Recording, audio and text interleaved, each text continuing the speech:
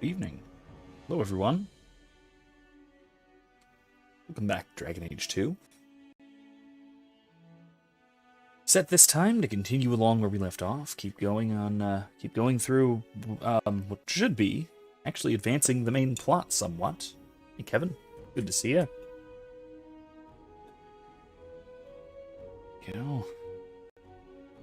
Got another pumpkin beer tonight. This is a different one. I haven't had on stream yet.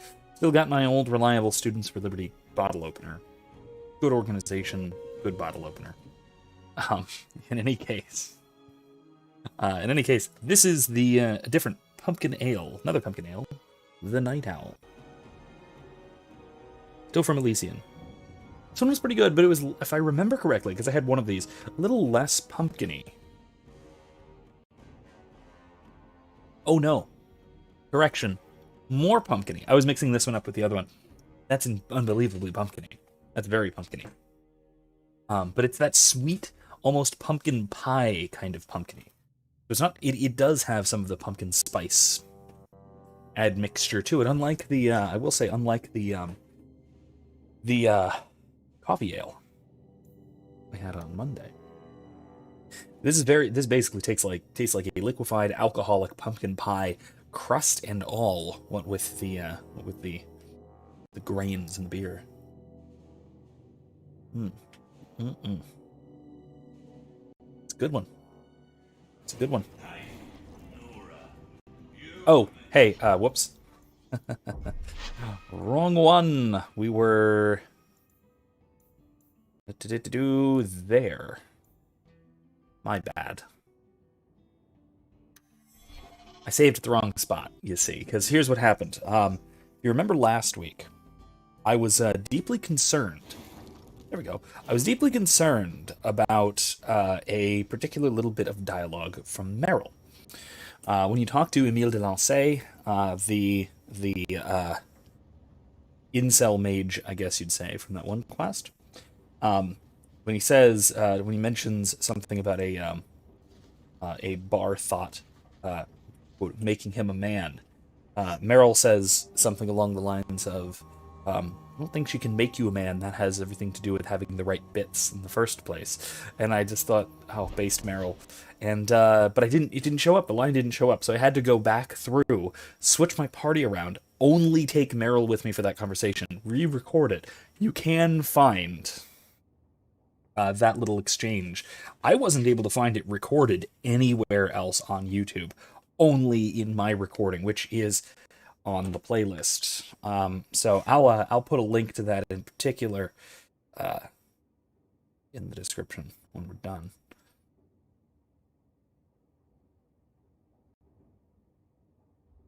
Kevin says pumpkin pie, liquid, and alcohol. 3 fine things. Yeah, liquid is fine, I think, by definition. Anyway, On the Loose was the name of the quest, and we did still have one more apostate mage to track down, and I think this one might actually be somewhat dangerous. Well, as if the elf last time wasn't dangerous, but anyway. This time I also do have an iced coffee. This one being a We've got nothing here you'd want. This Ethiopian Get back rest. to Hightown and leave us alone. It's a nice Ethiopian Yurgchefe, I think it's called, from it's the Winn-Dixie brand. So apologies, Kevin, you will probably never have this experience, but very good. Very, very good. I love my Ethiopian coffees. Yeah. My East African coffees in general. Does Evelina live here? Why are you here? This is our home as much as it is hers. Evelina shared everything she had with us. Evelina found us when the Darkspawn came, when our parents died. She made sure we got to Kirkwall safely. I'll miss her.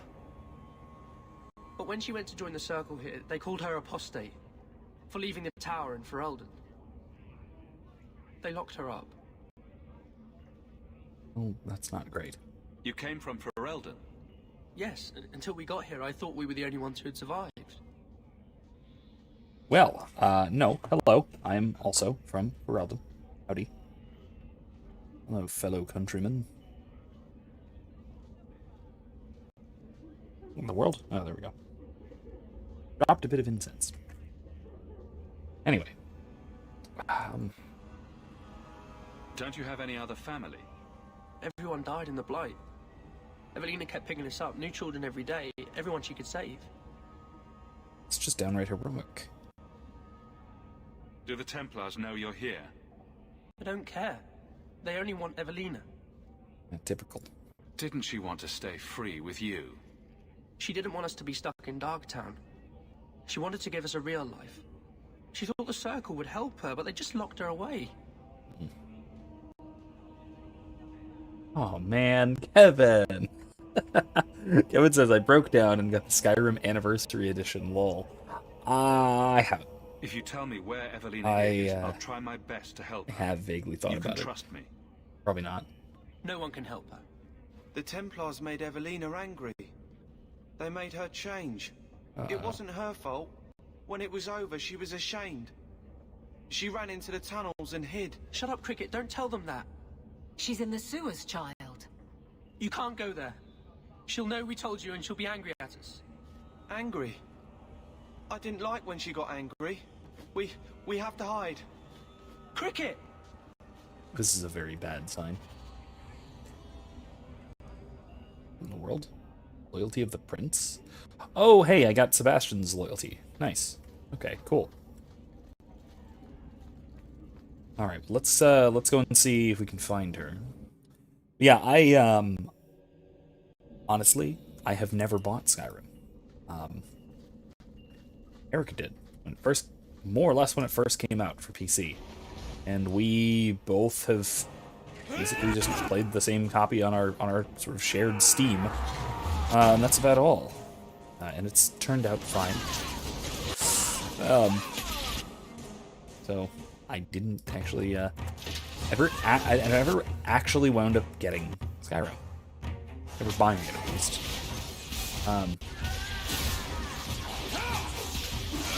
Shared gaming and all that.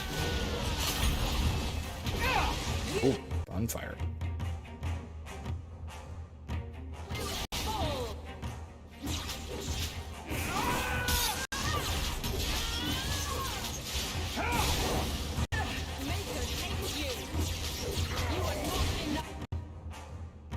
Kevin says, so far I'm happy with the new armor selection. See, I didn't even realize, I wasn't even sure what the changes and upgrades were. So, I'd be curious to find out.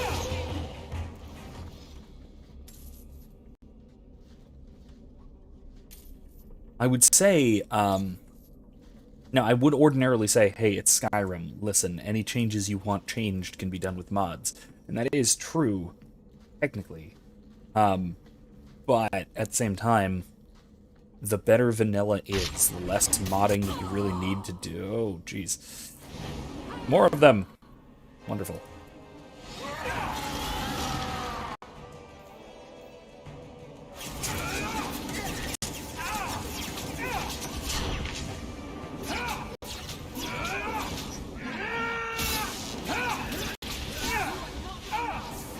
Ah, really? Interrupted my spell? Doesn't happen. No one interrupts my spell.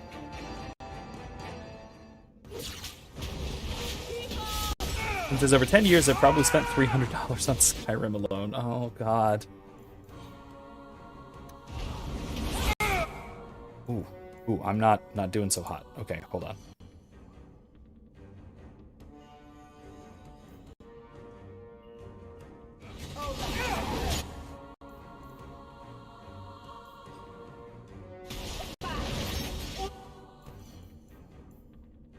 Probably won't do anything on that one. Okay. Afraid of that. Stop, everyone. Jeez.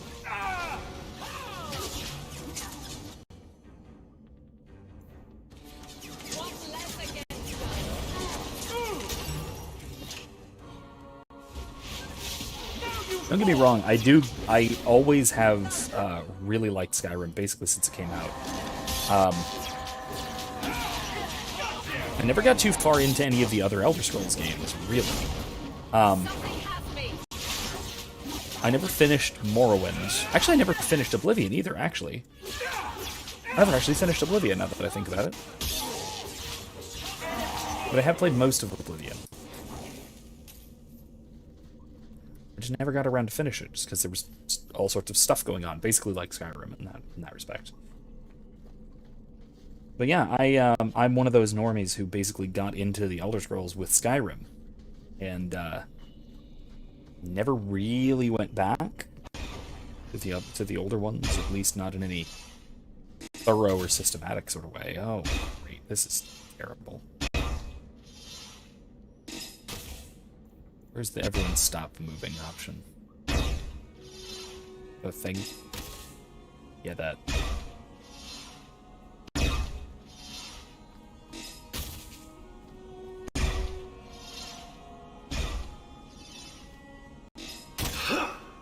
He's very good at that. It's okay, we're good.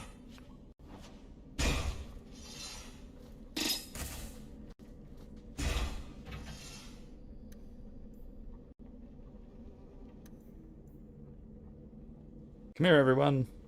Alright, that worked. Heaven says, I went back to the Xbox 360 version once and it was horrible, lol. Yeah, that's another one of those that, honestly, it needs to be on PC. It really just ought to be on PC, just functionally speaking. If for no other reason than navigating menus and such. Like, the melee combat works fine on a controller. Probably just as well as it does on mouse and keyboard. Ranged combat is obviously better on mouse and keyboard, but not, like, astronomically. But dear God, navigating the menus and stuff. From what I recall, trying to do that on controller was a nightmare. What are you doing here? I thought if we warned her about you, she wouldn't be angry. But then she... Walter. Uh-oh. She's coming! Run! Ah, boy. There you are. Don't run from me, Walter. You know those are the rules. I don't like this. It's creepy. Real spooky. Kevin says, I've spent well over half of my life between Morrowind, Oblivion, and Skyrim. I'll likely be playing Elder Scrolls 6 when I'm an old man. You won't have to wait till you're an old man. It's apparently coming out in like 2026 or something. It's only like 5 years. You're not going to be that old yet. You might even live long enough to see Elder Scrolls 7. Probably not, but who knows?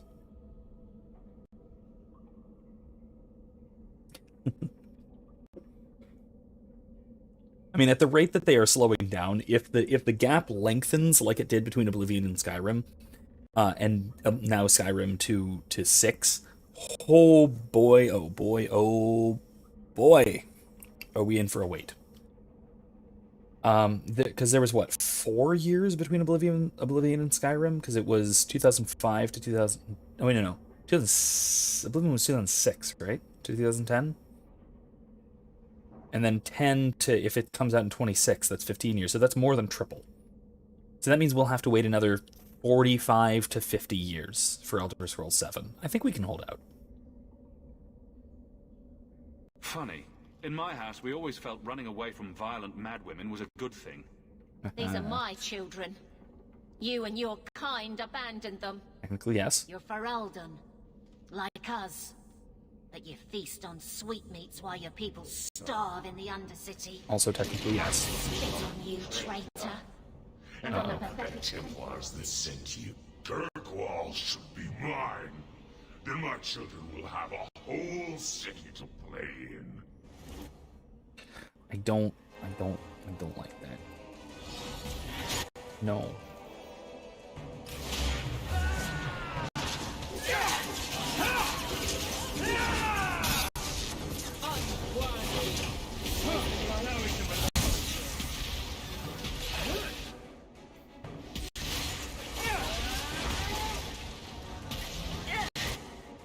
A desire? She just turned into a desire demon?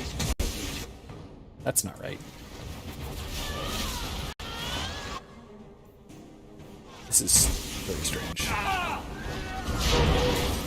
Ah! Hello.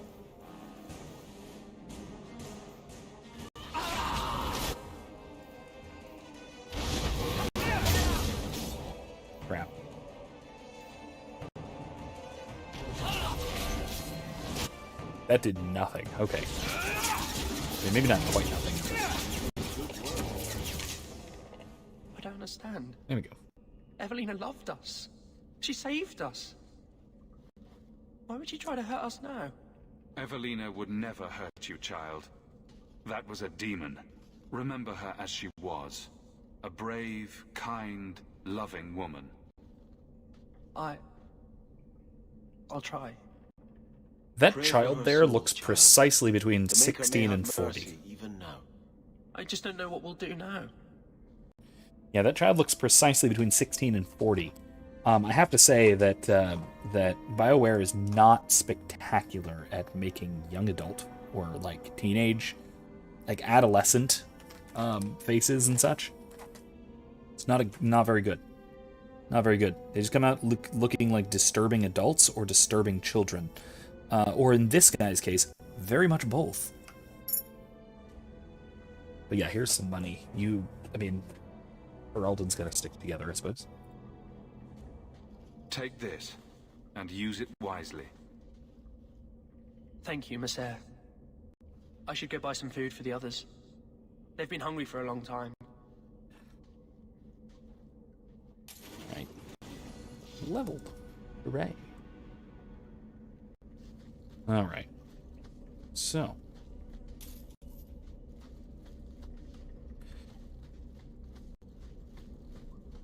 Onward we go. Am I still injured? If I level up, I won't be injured anymore. Yeah, that'll work.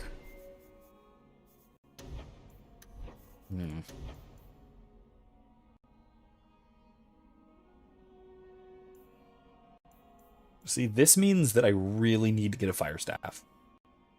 I just really need a fire staff at this point. But I have my awesome staff.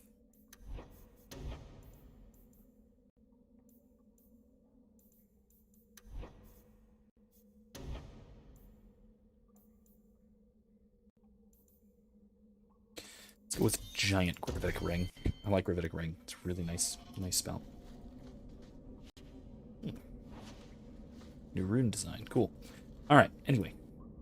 Let's get out of here. With that done, let's go back and talk to... What's her face? The leader of the Templars.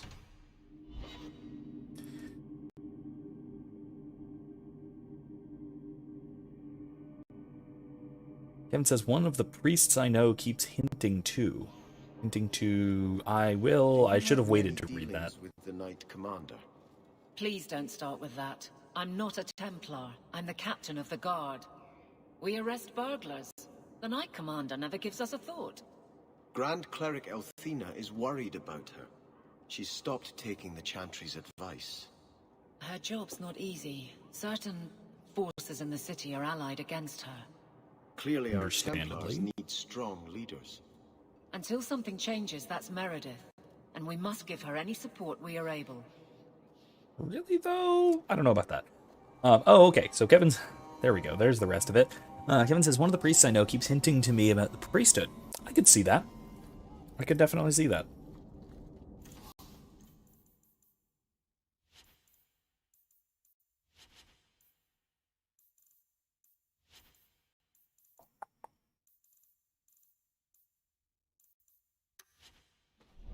Yeah, I think I could see you. I think I could see you in the priesthood.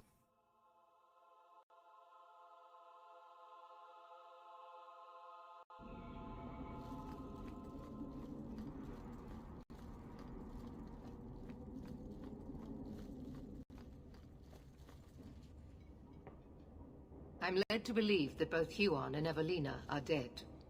Unfortunate, but necessary. It seems, however, that we have still heard nothing of Emile de Lancey. Emile was killed. Yet we have no body, no witness to a battle. Most curious. Regardless, your part in this is done. The blame for everything these mages did can be laid at your feet. Look at the way you treat them. Is it any wonder they're so desperate? I have heard this argument often.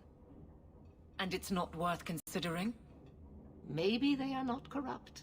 Maybe they deserve leniency. Maybe they can be saved. There are maybes enough to fill half the graves in Kirkwall. I will not add more to the pile. Enough. I have not the patience to argue with you further. Well, she clearly has enough power not to have to care about reason. And that is a very, very, especially spiritually dangerous place to be. I'm actually going to up my willpower just a little bit.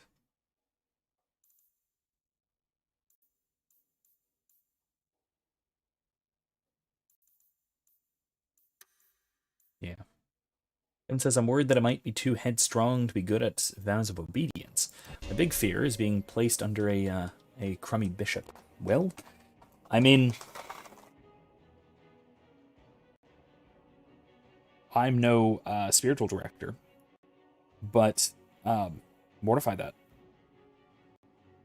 I mean, being particularly headstrong, vows of obedience seem to be the kind of thing that could, I wouldn't say remedy that, but would help you to work on that sort of thing, I think. Or at least potentially could. Let's see. All that. Yeah, there we go.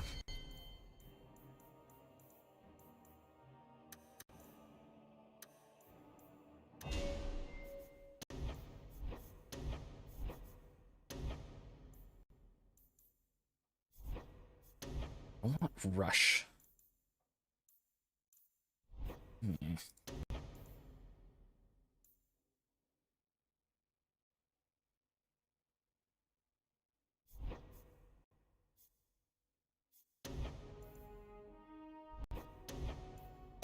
Let's go with that, I guess. No. I want that.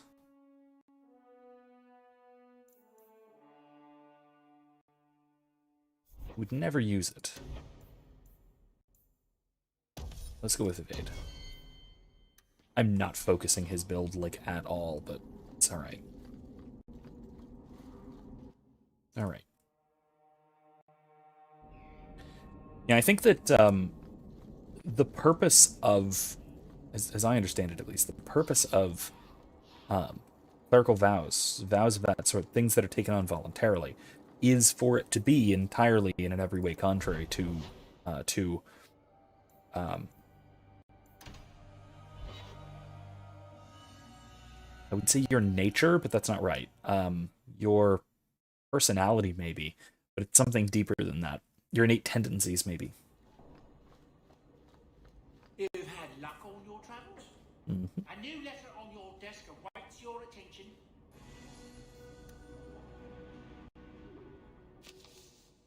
That's a lot. Okay, a lot of letters. Mr. Hawke, thank you so much for telling Bodan about us. He knows many people in Kirkwall and has found homes and jobs for most of us. I'm helping him out as a delivery boy, much better than digging in the trash for food. Cricket now lives with a nice family in Hightown. They saw him at the marketplace and wanted to help. They even tried giving him a new name, Charles maybe, but he answers only to Cricket. Thanks again for helping us. I'll never forget you. Walter. Your friend, Walter. Nice. I know it's just a silly little reward mechanism in the game, but I really do like these little touches of seeing the positive aftermath, the results of your quests, like that. Sir Hawke, Knight Commander Meredith, expresses her gratitude for services rendered. Please accept this token of her humble appreciation. Yours, Elsa, the Tranquil. Great. Best served cold. Champion Hawke, took great courage the other day for you to speak openly against our Knight Commander. You have my support in any actions you take. I hope I have yours as well, for there is a situation in the circle I was hoping you could assist me with.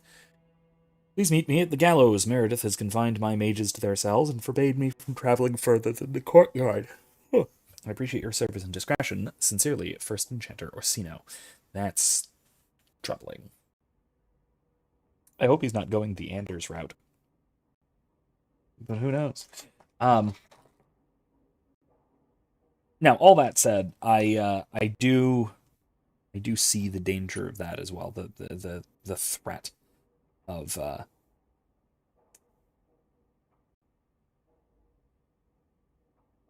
I don't know how to put it. Poor management, I guess. Getting saddled with an obligation to obey someone who you have of otherwise very solid reasons not to. It's the intrinsic danger of vows, of oath taking. Right? Now, if the oath taking is part of a religious hierarchy and institution, that can be a bit of a guard against corruption, but perhaps not fully and not enough. And that might depend. That might just depend on the circumstance. Might depend on the individual. And I mean, we've talked about this sort of thing plenty. Even in this stream, not tonight, but my Dragon Age streams in the context of Sebastian. I mean, says poverty would be easy for me. Celibacy would be fairly easy. It's my current state. But it's the idea of not being able to say no to something that doesn't sit well that gets me. Yeah, I understand that. I certainly understand that, given my political propensities, obviously. Same time, though, I think it's a bit different. It seems different to me, and this is from an outsider, not really considering the possibility, I would say, of religious life in that sense.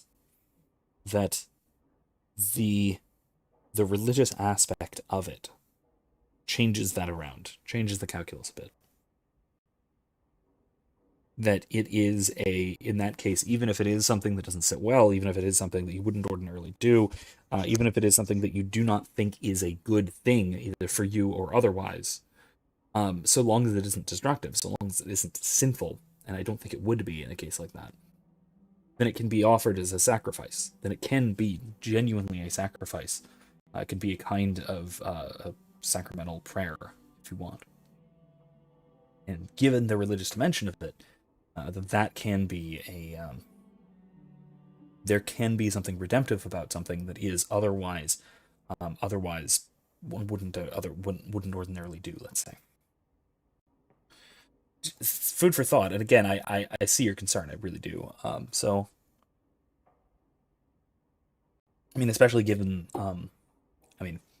the state of a lot of parts of the church is not exactly trustworthy and robust. Even aside from assuming that there wouldn't be anything explicitly sinful, there could certainly be things where it is less than ideal, imprudent, that kind of thing, that you would have to do just by command. And I do certainly see your concern with that. But again, I think with the religious dimension of it, it does help that it can be a kind of a sacrificial offering in that sense, that it's for God, even if the action itself doesn't serve God, the sacrifice does. I hope that makes sense. I hope I'm not just kind of dismissing. Certainly don't want it to come off as if I'm dismissing the concern. All right, so Champion Garrett Hawke. As a courtesy for your past service, I am be aware that I have received complaints about your frequent companion, Guard Captain Aveline. She is accused of coddling her men and weakening law enforcement in this crucial time. In the absence of a Viscount, I am called to vacate her position and assume her authority, but I would rather not have that headache. Please speak to her about these claims. As champion, your word can decide the matter and save the career of a good woman, Knight Captain Colin. Well, first of all, I don't want a Templar in the position of guard captain, so hell with all that. But even beyond that, I have to assume this is, if I had to guess, this has something to do with the fact that she's married to one of the guards under her command, which is a little sketchy. Evan says that makes sense. Okay, yeah. I hope again, that wasn't odd. Your champion, meet me in the keep. King Alistair of Ferelden. That was brief for a letter from the king. Alright, well, let's go talk to King Alistair and Aveline. We'll bring Aveline. No, he won't. Because we're going to meet with Aveline. I want Varric to be there. I want Meryl to be there when we meet the king. Because she's from Ferelden. Varric's important. And Sebastian's a noble. So that'll work. I can't skip.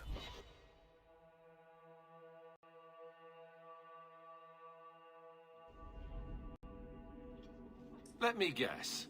That's Ooh, your final this kid's been answer? preemptively summoned. Three Welcome. mages have fled to Ferelden, and you have intervened to protect them, as if it is your right to do so. Ooh. What other answer did you expect, your majesty? A maybe might have been nice. I do not deal in maybes. I deal in cold, hard facts. As should you. Perhaps when Ferelden next chooses a king, it will be one that takes his duty to the Maker seriously. Well, that was awkward. You guys timed it wrong, I think. But yeah, I think we should be... should we be formal with the king, or should we be informal with the very informal king? Heaven summons WizKid in attack mode. Wow, why attack mode? Dude, just chill. Chill. We're just chilling tonight. Cheers. I got a pumpkin beer. Anyway. Card games on motorcycles. Okay. That's the opposite of chill. Informal for informal, boy? Okay, yeah, sure, let's do it. That's just Meredith's idea of Kirkwall hospitality. Man, we Really? Alistair from last game. Kirkwall brutality? You must rip the skin off your face, then.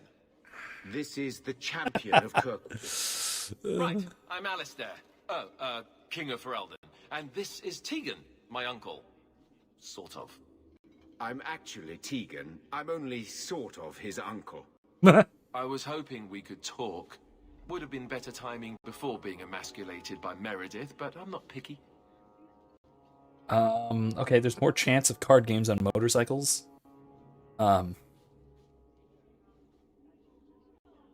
Then Erica says Yu-Gi-Oh! Ended like after the first session of the school one, GX, I think. I have no even remote clue what you're talking about. I was a Pokemon kid. I did not watch, read, or play Yu-Gi-Oh! Really at any point. So I'm out of the loop here, guys. Sorry about that. I'll take Erica's word for it, though, who says that the chain cards basically ruined the entire system and made it about how you how loaded you can make your deck, but literally never let your opponent have a turn. So chain cards, I assume, chains to another draw or another play or something like that, so you can do all of your stuff at once. So, okay, that makes vague sense, I hope. Whiskey says, Yu-Gi-Oh! Zero should have honestly been the actual show. The children's card game got old after a while. I thought it was about card game, honestly. Like I said, I'm lost. So you guys got me on that.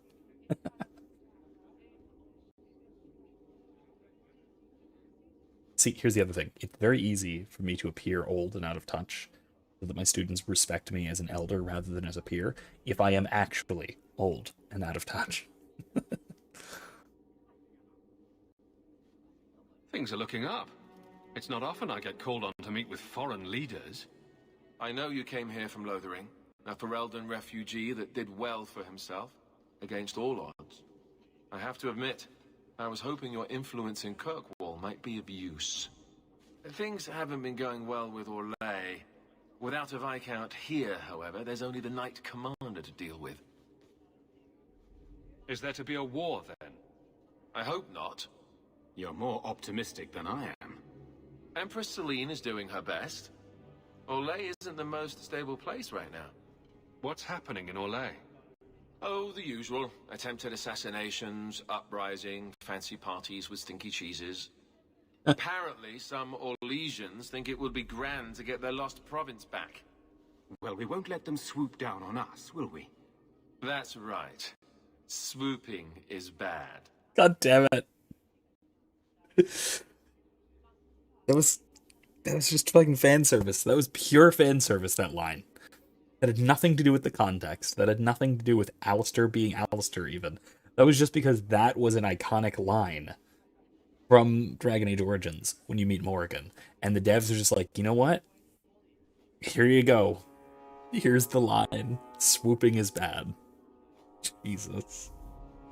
I don't know whether to be pleased by it as they intended or disappointed at the writing. I honestly, maybe it's both.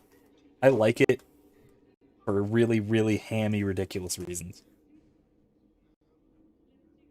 Because Alistair is a complete weirdo. Very, very spaz.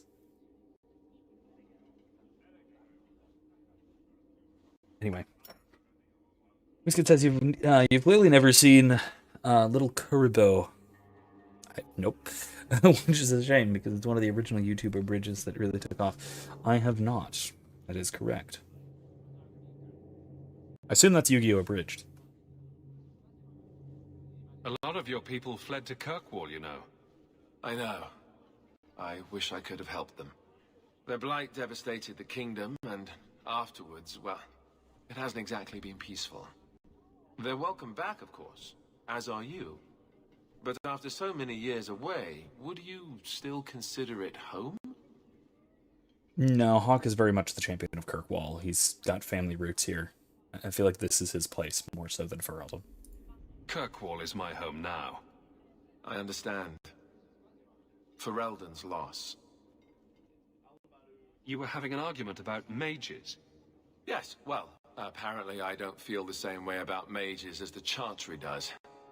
So, we're in disagreement. That means they get nasty. They're like that. Sounds like the Circle is better off in Ferelden. You'd think so, wouldn't you? Sadly, I don't control the Circle. I can only deal with mages outside the Circle, of which there aren't many. Such a bad idea I'm about to recommend, but I'm totally going to recommend it because it's Hawke and he's a crazy person. Look at this. Yeah, Yu-Gi-Oh! Abridged is still hilarious, like 11 years after it started. I have seen some Yu-Gi-Oh! Abridged. I've seen a lot more DBZ Abridged because I actually used to watch DBZ. So that's closer to what I'm more familiar with from that era. Aren't they in your kingdom? Why not just kick the Templars out? Ha! Easier said than done. I'm sure there's something you can do. We'll see what comes of it. Ferelden had a blight to contend with, remember? We're not exactly at our strongest. Do you really think there's something I can do? Sadly, it may be too late. Meredith got wind of my arrival sooner than I'd hoped. What you can do is protect Kirkwall. It will take someone like you to keep it from falling apart. That's what he wants? That's a weird thing to request. I was going to do that anyway. Kevin says, this is second or third stream without Kylie. WTF.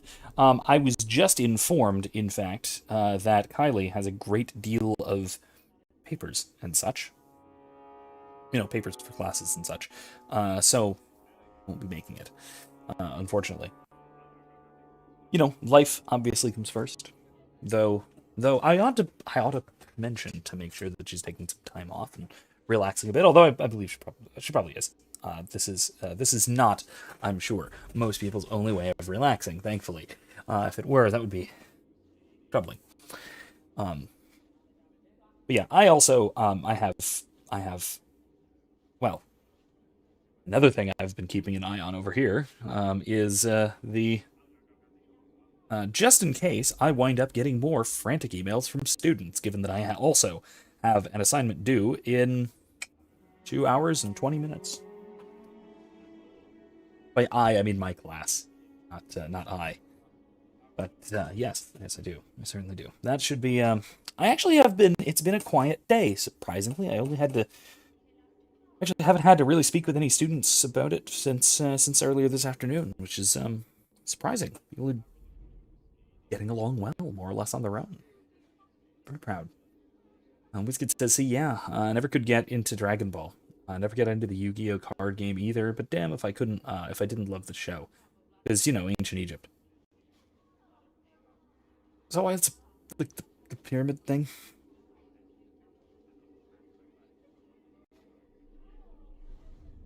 Sound like an idiot, don't I? Yeah, I did not honestly realize the connection to ancient Egypt. Like, kind of at all. Until you just said that. However many years it's been. Anyway. That makes sense, I suppose. Protect Kirkwall from what, exactly? You ask me, the biggest threat to this city just walked out the door. But maybe that's the ex-Templar in me talking. Well, I suppose we should be getting back. We should. The hero of Ferelden should be back in Denerim by now. You're always so formal. He has a name, you know. So the hero of Ferelden is back in Denerim. So Dalen is around somewhere. That's good to know. Alright. Do. Nah. Again, I don't want rush for him either. That's so pointless. Evade is nice. Kevin says, this is one of my primary times of relaxing. Most of the time I have to concern myself with the cares of others who I do not share interests with. This is, as I have always maintained, superb fun. Whiskey says, well, duh, isn't it obvious, Vince? You're killing me. No, I don't know. No, I don't know things. I don't know Yu-Gi-Oh, guys. I just don't. It's not been a thing that I have ever followed or even really fully understood. I've heard rumors about Starkhaven, you know. They say you eat the dead up there and murder strangers in the street. Why do I suspect that when you say you've heard rumors, you mean you've invented some? 6 of one, half dozen of another. Okay, that's fair. Jeez. Erica asks, ready for game tomorrow? Ready for random encounters? Oh, God, that'll be fun. Random road encounters are always a good time, writing and playing, honestly. Just the unexpectedness of it, and not knowing what to prepare for. This is the city for working shell games and changing forged coins. What? That's... What? Let's get this. I always have anxiety about class, Kevin, so my relaxing is really just a fancy word for procrastinating. Sometimes you need to procrastinate. Don't let my students hear me say that. But sometimes you need to, so long as you're otherwise kind of on top of things. As long as you have something like a plan to get things done, chilling for a bit can be quite helpful, I think. Kevin says, I understand. Procrastinating is one of my major skills. Yeah, unfortunately, likewise. You have no Viscount. It's clear you're suffering without sufficient leadership. That doesn't grant default authority to you or your commander. It would be easier if you cooperated. Wouldn't it? Guard, Captain.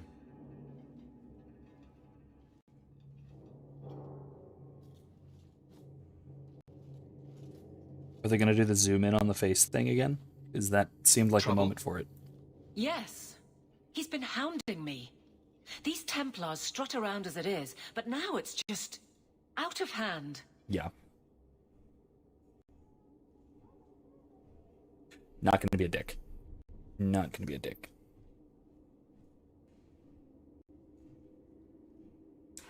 Because random encounters are quintessential D&D. Of course I'm down.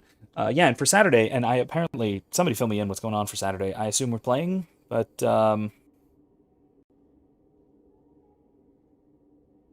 But we'll see. I think we're still good. But for Saturday, we have actually a plan of things to do in the city and quests to do, and while we're waiting around, doing all kinds of stuff like that.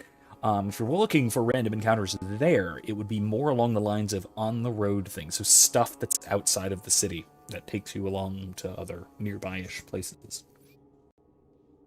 This kid says, I know subliminal processing helps you learn better, but my family is full of chronic warriors So there's only so much I can do.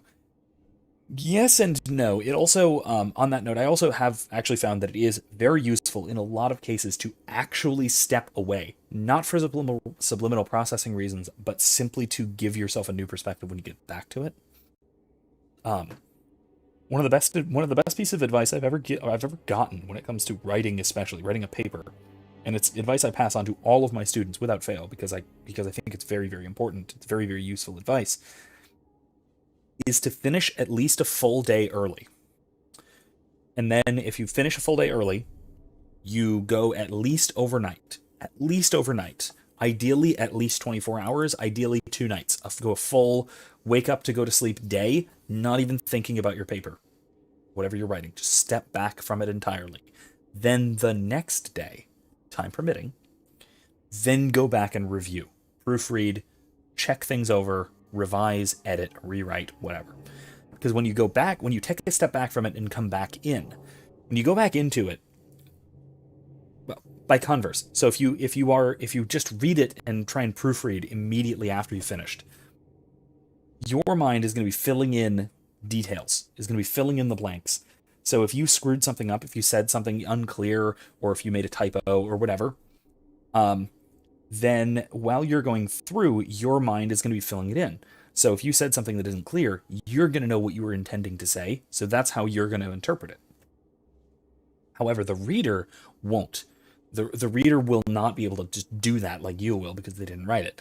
If you take that extra day off, you'll go back to it and you'll read it and you'll have that moment of, wait, what the hell was I saying? What does this mean? That'll inform you consciously that the reader will have that response. Then you'll remember, oh, that's what I meant. And then you can fix it. You can fill in the blanks. It basically works like somebody else, a third party, proofreading your paper for you, but you can do it yourself and you can fix the problems right then and there as you're going through it. It is an incredibly useful technique for revisions that I learned far, far later than I would have liked. I learned that in grad school. I wish I'd learned that as an undergrad because it would have vastly improved my writing in all sorts of ways. Whisket says I don't do that. You should. Says the best I can do is a mad rough draft, maybe a day before, maybe. Although I did rewrite my my freaking Candide paper 3 separate times, and got a Q. Q? A. Okay. Yeah, those are right next to each other. That makes sense. I'm like, what? Like the gospel manuscript Q, like the entity from Star Trek Q, like the conspiracy theory Q. But no, it's an A. It's simpler. Whisket also says, are we? Oh, a plan. That's rare. Yeah, I actually have...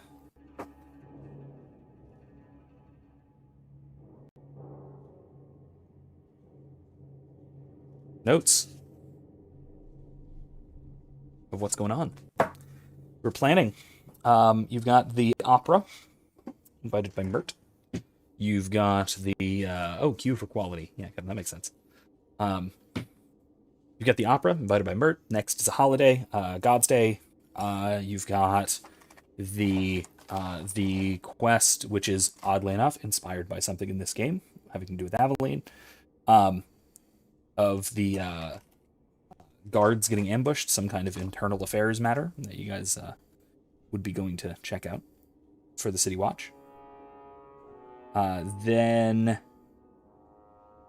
the cargo escort quest, and then potentially some stuff that'll take you out of the city. But that'll be at least this session, maybe the next one as well. Already planned out.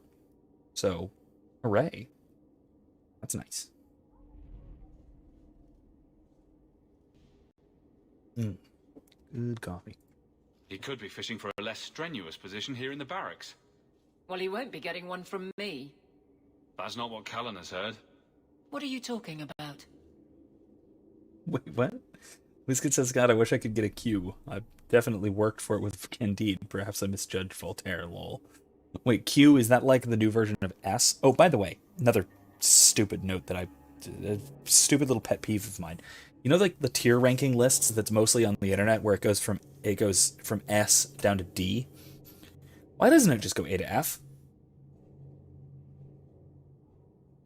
Like, why doesn't it just go A to F? Most of those tier rankings that go S, A, B, C, D, they drop F anyway. So why not just... It's basically just moving it a step up. So why not just move it down so it's A through F, like a normal grade scale? I don't know, it just bugs me. It just bothers me that it's... The reason for it is because, well, we don't want to give anything an F. Or whatever, I'm sure. But, like...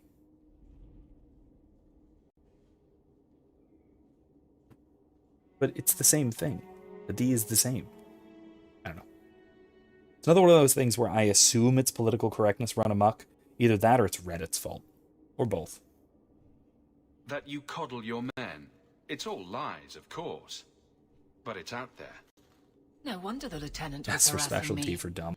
Bastards. If they think right? I'm coddling anyone, it'll be my husband, Donnick.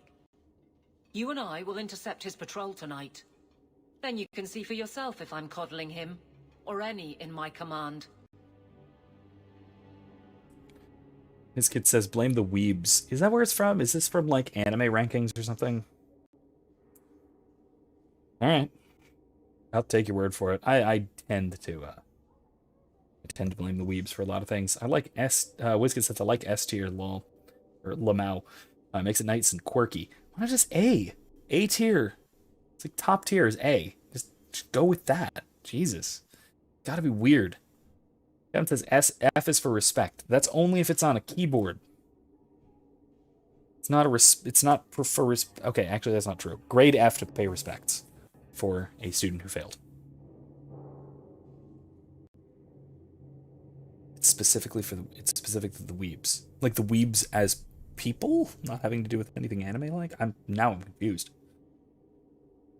Anime confuses me, okay?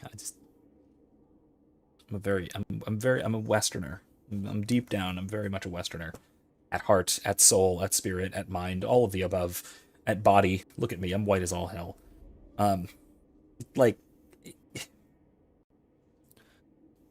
Think of my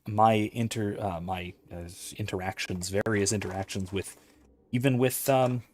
spiritually Eastern people, whether that's Eastern Catholic, Orthodox, whatever, and how we interact with each other when you've seen me do so, whether professionally or personally or otherwise, that I am irritated to no end by their propensity to things like mystery, when you could just give an answer. Anyway.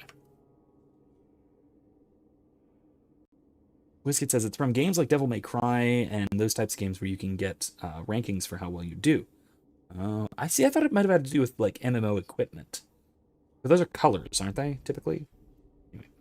Anyway, I can't remember why, but I do know that it's absolutely a product of the Japanese. Alright, fair enough. Wizkid says, you watch Dragon Ball, total weeb. I watched Dragon Ball because I studied Kung Fu, and that's where I started watching it. Because I was a martial artist. That's all. That's really why. I don't have to see proof. I already believe you. Of course you do. But nobody questions my leadership without a response. Colin wants to know if these things are true. You'll be able to tell him. Donnick's patrol, Hawke. Me and you, tonight. Alright then. Accuse me of being soft. Not in this lifetime. Oh, he's teleported. It's supposed to be impossible. Magic isn't supposed to allow you to teleport. With all the Templars, this is disturbing. Alright, let's switch him out for Aveline, because... Okay. We're gonna have to do Meryl's thing soon, but... Let's do this first.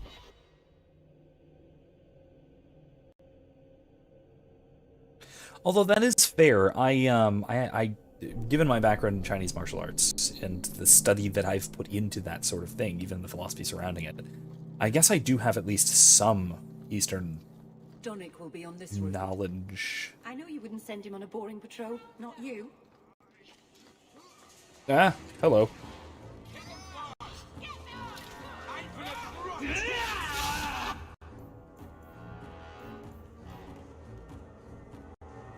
Get in there.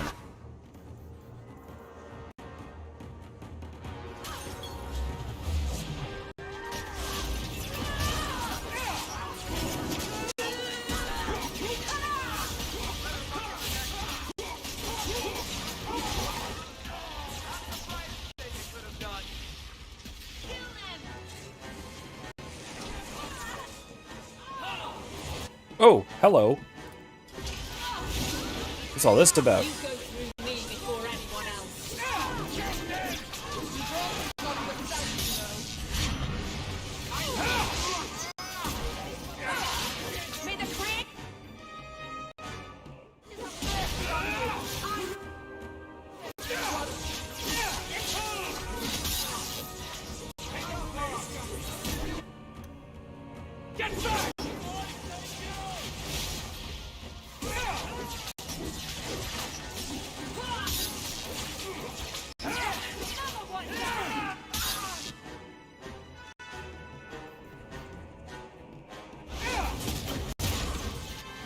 Hawke? Or is it always Champion now? You're too much of a chameleon, my friend. Anyway, Whiskey says, yeah, but my experience with it is more from action games or games that encourage speedrunning, like the original Resident Evil games. Oh, I see. Okay, that makes sense. And that was Japanese. I mean, technically, it's not very weeb-ish. Not really, not in style. So, fair enough.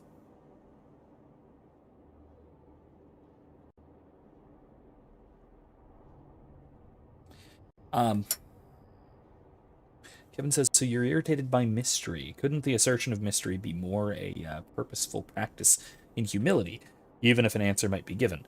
No. I mean, well, yes. I mean, technically, yes, obviously. That's just, like, straightforwardly, yes, that is true, but I don't like it. Like, subjectively, I don't like it. I understand that, like, I understand and willingly acknowledge that this is a difference in temperament, not a difference in... It's a difference in temperament and methodology. It's not a difference in like, one being objectively better than the other. They are both approaches that need to be had. It's just that I am very much of one side of the issue. I do the uncovering far better than I do the mystery aspect of spirituality, theology, philosophy, whatever. I'm very Dominican in my spirituality. My spiritual practices are mostly studying theology. That's really it. I do a far less contemplative, or not. No, I do contemplative things, even contemplative prayer and such, but contemplative insofar as I am pondering the mysteries, so to speak, of the beautiful truth of the ontological argument and stuff like that. Not considering unsolvable paradoxes and things that Easterners are more prone to doing. That's all. Whiskey says the sacred mysteries are mysterious for a reason, in my opinion. We can know their purpose, but not their specific underlying mechanisms. Yeah, but I want to.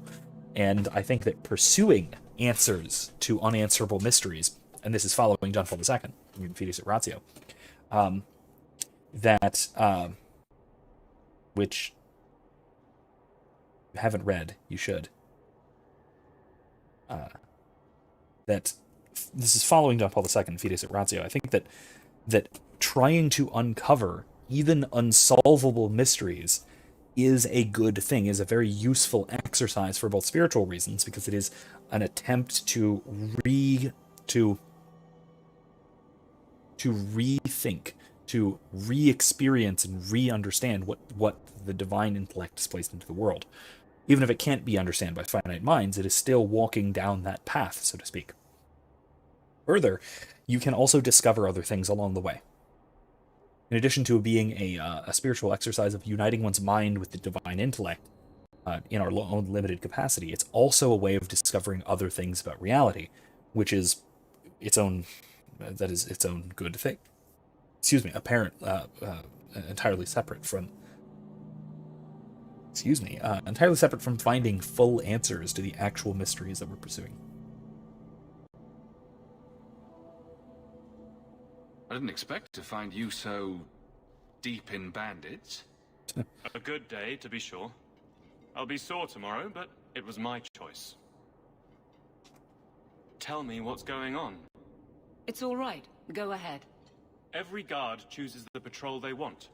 My wife promotes from the bold, not the reckless. Action is up, casualties are down. It is remarkable. As are you, love. Thank you. That will do. Another time, Sirrah Hawke. Safe Badass. travels. Gotta love Eveline. That should be sufficient. There's more! What is going on? Take that. No. Indeed. Let's go talk to Colin.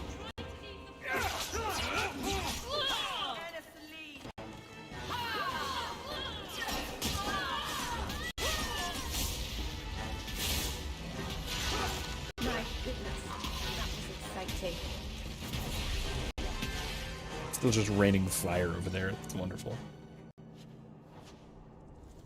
Anyway, those are some of my general thoughts on mystery. I understand the importance, and I understand the fundamental truth that we cannot know everything about the divine, or even everything about created reality. But that is an important thing. However, at the same time, trying to has its own benefits, and it's something that I think that we ought to pursue, and it's the kind of thing that I prefer to pursue rather than abiding in mystery. I'm uncontent with mystery, let's put it that way.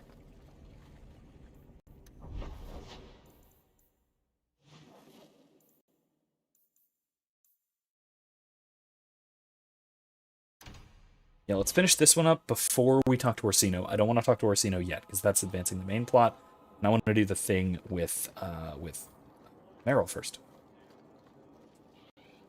The thumbnail, I don't want the thumbnail to be a lie, and I made that last week, so... Kevin says, I think I've found that both methods are complementary in my spiritual life. I'll wait for you to finish. And I think that both methods are complementary in the church, especially. I am very much on one side of the matter. I am very much of the West, of that careful, analytic mode. But I think that both need to cooperate. And as much as I might chastise and chide our Eastern brothers, it's all in good fun, as far as I would say. I think that's very, very different, and it's actually fascinating. I think, to me at least, that secular philosophy has something like the same division, but one which is far, far less fraternal and far more hostile. Between basically the analytic continental divide. Analytic philosophy being the more prominent in Anglo-American, English-speaking, sort of Anglophone philosophy, and continental being primarily out of France and out of German, but generally continental Europe, France and German mostly, most prominently, and it being more about historicism, it being about overarching trends, big picture kind of stuff. It's things like Eastern mystery, though with a different flavor to it. Whereas analytic philosophy is very logical, it is very almost positivist, and it's very symbolic. They obsess with symbolic logic.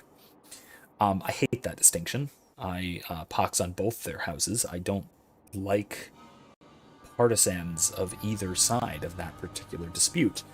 Because I think that they both self-obsess to the point of being wrong-headed. I think that's the biggest problem there. Anyway, continuing what Kevin had to say, most of the time I concur with you that analysis of mysteries to find answers is preferable, but the other side is a respite that inspires me to remain in the question while not pressing for resolution for a season. I can't bring myself to do that. Again, just temperamentally, I can't bring myself to do that. I'm far too intellectually curious. I will always strive for an answer. I don't want to sit in mystery. Simply because I find it to be a kind of... It feels to me like complacency, even if it isn't. And that's I think, part of what's wrong with it, for me. Again, all of this is subjectively. This is about my personal preferences and tastes and temperaments. I think you're objectively speaking correct, and I think that is useful for most people, and far more useful for some. Whiskey says, yeah, I say I'd agree. The point is to actively contemplate, not ever actually come to a definite conclusion. That's my general approach, too. I come to definite conclusions. I think we can come to definite conclusions all the time. The keyest, the simplest and most straightforward example, keyest isn't the word, the most straightforward example of this is I think, the Eastern versus Western way of looking at the Eucharist. That both believe in the doctrine of the real presence, wholeheartedly and fully, but the East leaves it a mystery, whereas the left defines transubstantiation. Did I say West? I said West, right? East and West, respectively. Yeah, anyway, yes. I hope so. Yeah, the West defines the Eucharist in terms of transubstantiation, whereas the East maintains a mystery. This is one of those mysteries that I think is unnecessary because there is a simple, straightforward, definitive answer based on what we can discover about reality. Mystery in this case is unnecessary. The purpose of the mystery in that case is for it to be understood, not for it to be endlessly contemplated with no end in sight. That's the kind of thing where I do think that the West wins out. That said, of course, the Eastern argument would be that the West's understanding of the Eucharist of transubstantiation is overly narrow. It excludes other aspects of the great mystery. It excludes other aspects of reality by defining it too narrowly, by limiting our perception to one mode of being. Say, we are closed off to other ways of understanding it. And I think there's merit to that in at least some things, but in a lot of things, Eucharist being one of them. So what? Being closed off to incorrect explanations is not a bad thing. All right. Let's talk to Colin, who, I'll remind you, will be a major companion, a major character in Inquisition. He was in the first game. He is a fairly major part here. But he has an even larger role as one of the main advisors in Inquisition, and a potential love interest as well if we wind up playing a female character which I'm very strongly leaning towards. However, I'm not settled entirely on Colin as far as romance options. I mean, possibility, but I'm also not entirely resolved to play a human female. I'd lean away from Elf because it feels like Solus is kind of the only option there, but it seems like it's a very humanocentric story, I will say, Inquisition, because it was designed for Hawke initially. But it's also a very feminine-centric story, so human-female seems right. I have always played a mage in Inquisition. I've never played anything but a mage in Inquisition.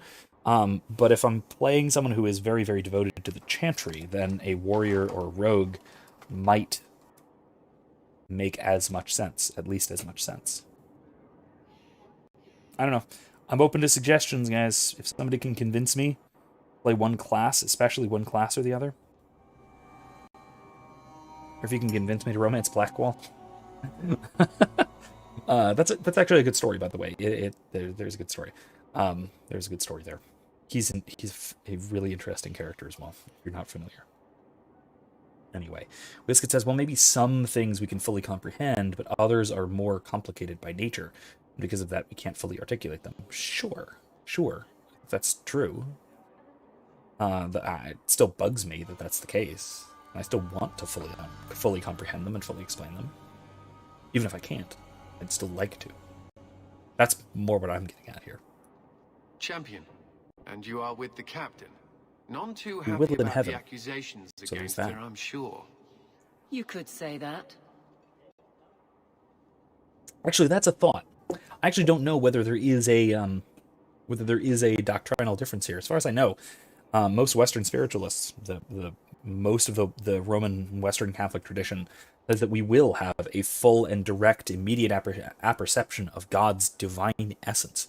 We will fully comprehend the nature of the divine in heaven with the beatific vision. I don't know if the East agrees with that. Whether that means Eastern Catholics or Orthodox, I don't know if there's actually agreement on that. I kind of took that for granted, but now that I think about it, that might not actually be the case. Kevin says, I would say that a wider contemplation of the Eucharist is a sort of living spiritual practice that is safe and wholesome insofar as it remains grounded in the clearly defined. Okay, again, grounded in the clearly defined is that's the rub. Right?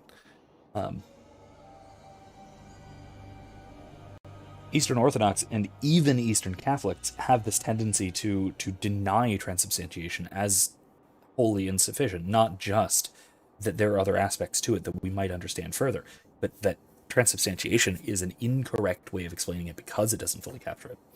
Now that is, I think, where it goes very wrong. Wizkid says about Inquisition, well, I mean, you're supposed to be Andraste's champion. Herald, not champion, but yes.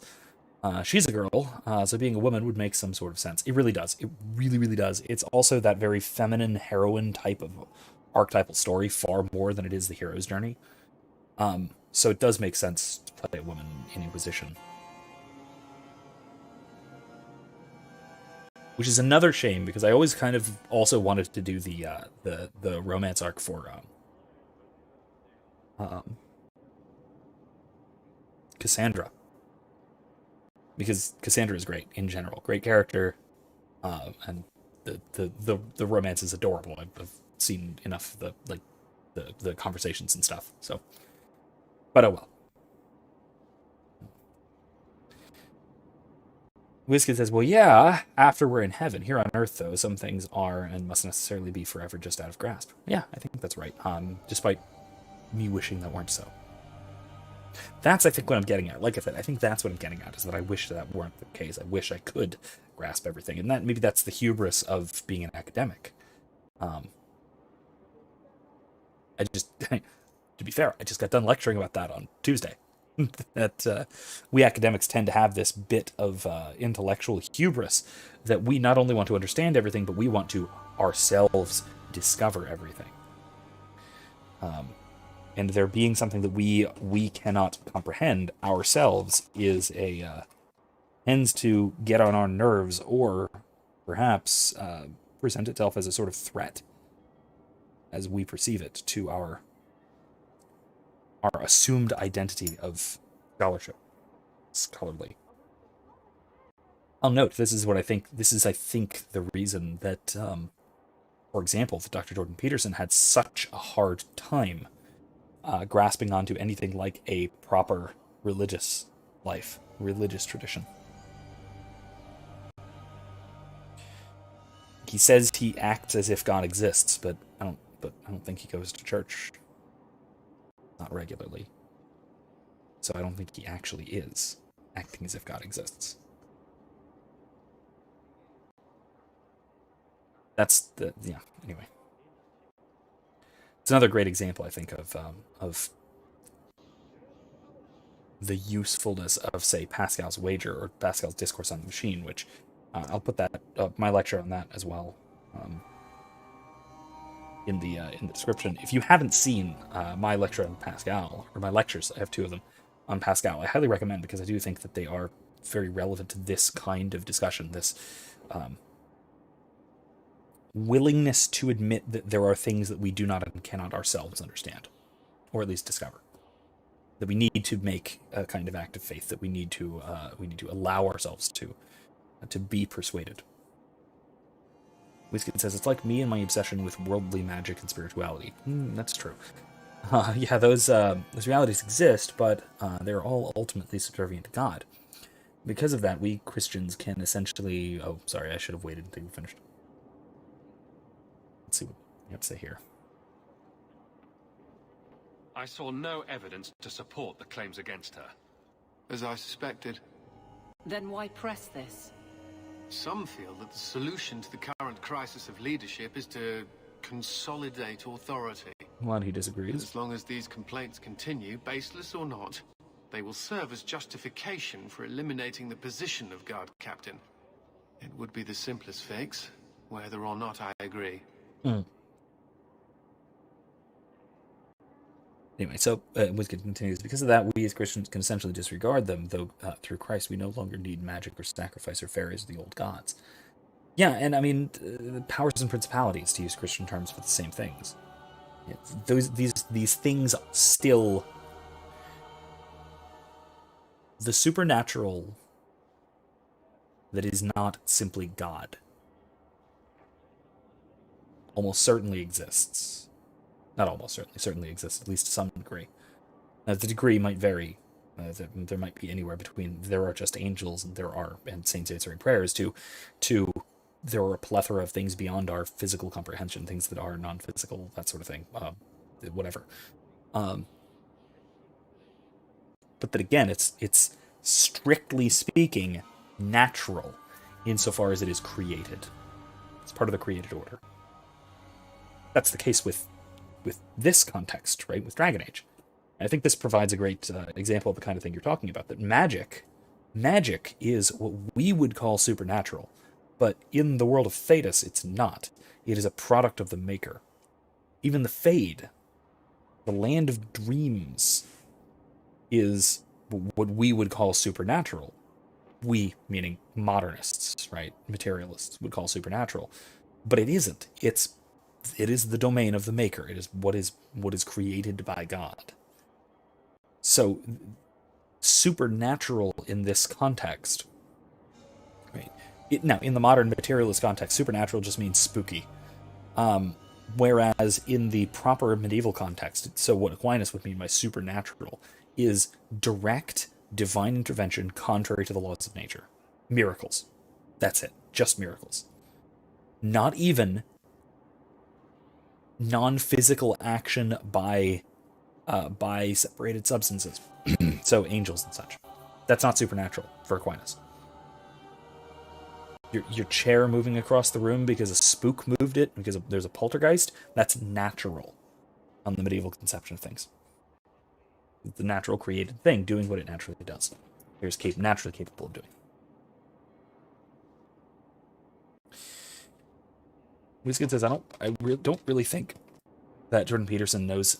When you said JP, by the way, my mind immediately went to John Paul because I was just talking about Fides et Ratio.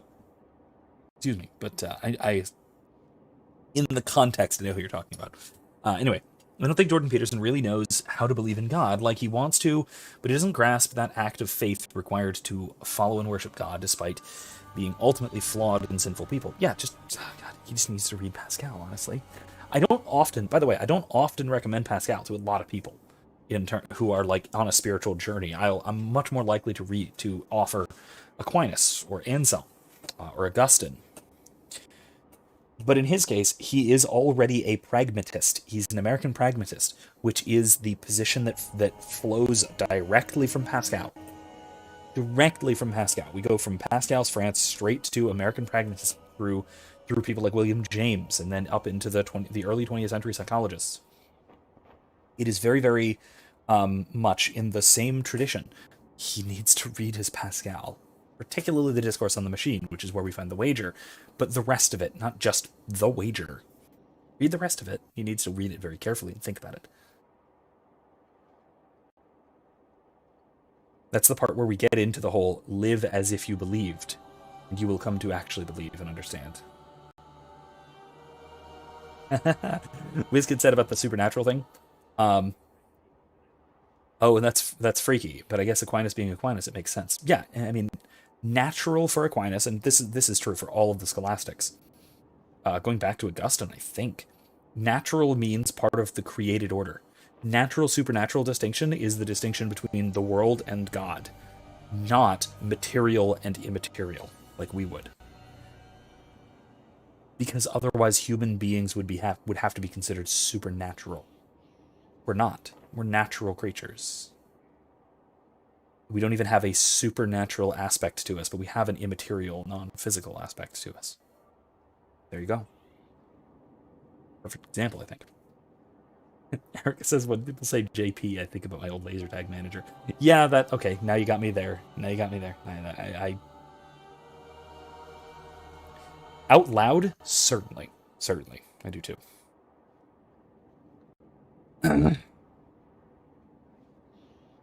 Perhaps I can reason with the people who are complaining about her. If they meant to use reason, they would not be anonymous. But the complaints originate in Lowtown. Guardsman Brennan is on that patrol. Why wouldn't she tell me of this? I don't know, but I do apologize for the assumptions of this incident, Guard Captain. It has been unfortunate. It's not done. To Lowtown, Hawke. I need to speak to Brennan. Okay, well, let's go handle that.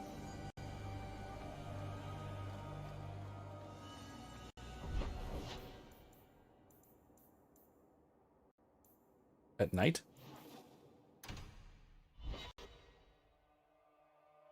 Why do we have to talk to Brennan when she, right? Is out on patrol? Why can't we just, like, go to the guard post?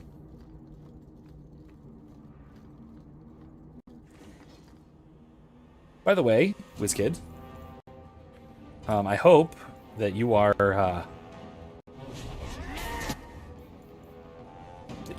looking forward as much as I am to some of the stuff that we're going to be doing in our Saturday game, because that will involve, I'm basically bringing in Aveline as an NPC.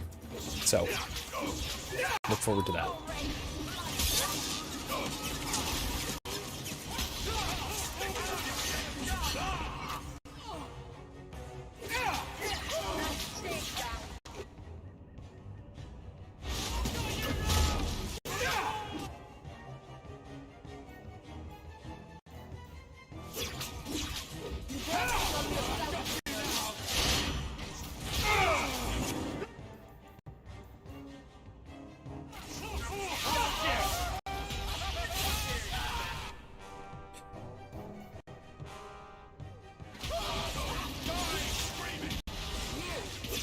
No. WizKid says, can't argue with it. Just feels weird to conceptualize it like that because of how culture and media have influenced my perception. Absolutely. I think that's the big concern. We all live in a very secular, materialistic culture that thinks in those terms just naturally, pardon the pun. And so it's hard for us to conceptualize things in pre-modern terms, in scholastic terms, if you, in particular. This is why this is the entire project of my dissertation. This is why I'm writing on the idea of the convertibility of the transcendentals and considering goodness in terms of degrees of being. That whole thing, which is something completely alien to how we consider ethics and metaphysics as modern people, particularly at a lay level, but also even as trained philosophers. This is the point behind books like Edward Fazer's Aristotle's Revenge, for another example. Aristotle's Revenge is an attempt to retake the philosophy of science, the discipline of the philosophy of science, for Aristotelians or Neo-Aristotelians or Thomistic or Aristotelian Thomists, that sort of tradition. And I think that it's absolutely necessary. Why can't I go there? It says I can. Anyway. But yeah, it's also why when I teach Aquinas, or when I teach Anselm, or when I teach Augustine, I always dedicate at least a full day, if not a full week, to reinculturating students into the medieval frame of mind, into thinking the way that these philosophers thought. Because it's so alien to the way that we ordinarily think. This is why I think that because of this disconnect, this is why, at least I believe this is why, so many people dismiss Aquinas' arguments, Anselm's arguments especially, as being either flawed or even nonsensical. This is why people reject things like the ontological argument or Aquinas' 5 ways. It's not because there are flaws in them, it's because they have a fundamentally different framework of understanding reality. And so the terms and the terminology and the background knowledge used by these scholastic philosophers is incomprehensible to the modern mind. If you wanted to put it in modern terms, you could do it. Maybe. Some of them, at least. But you'd need to completely change how they're stated and even how they're structured. Which is why you find that, right? You find modern ontological arguments using modal logic, using modern secular-ish modal logic. Alvin Plantiga and such. Of course you do. It's an updated version of the same argument using modern language, modern principles, modern metaphysics, rather than the scholastic outlook that I think we probably ought to have. It says, great, more people for Sedwin to mess with, form ridiculous friendships with, and Erica says more people for Arthur to hit on. Oh, really? She's gonna cave in your skull. Guardsman! Why did a Templar have to tell me there is unrest in this district? What's going on? Guardsman? It's Captain Jevon. I didn't report his return because I'm ashamed for him. He's trying to rile the guards against you, but none of us will follow him. You live better than he ever did. We've made so many enemies. I don't remember him as that impressive. He deserves to be forgotten. He abused his position and blamed me when we caught him. He was well liked by some, but not once the truth was known.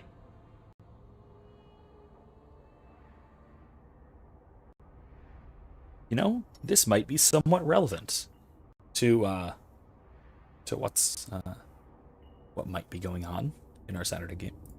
Well, let's go have a chat with the man. Not exactly, Guards will but have close. nothing to do with him, so he found others. Militia, mostly anti-Ferelden. The same kind who were against the Canary. I guess it's been long enough they've forgotten how many the Champion killed. A rally against the tyranny of the Guard and foreigners who infest Kirkwall. Oh, I'm sorry, Captain.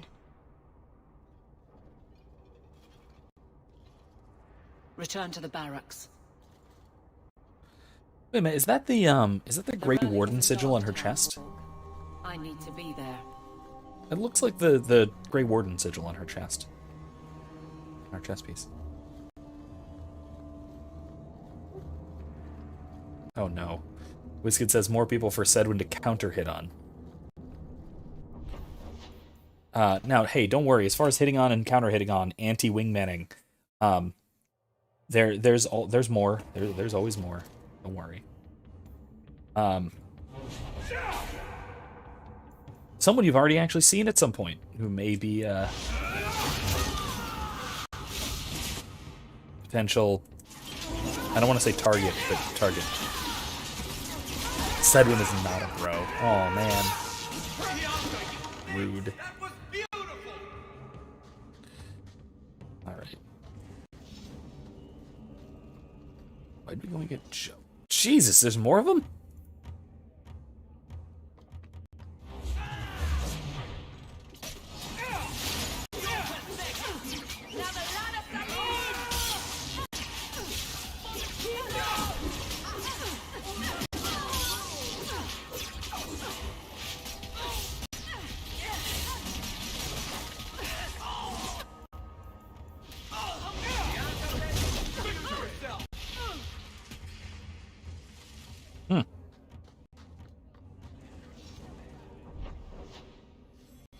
Down there again.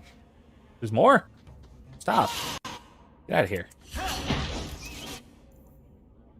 Face me. I stand for all of us. Oh, that's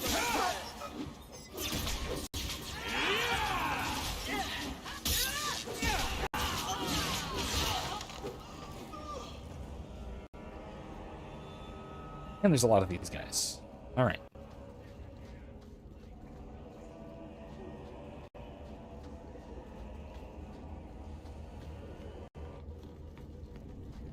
There's Jevon.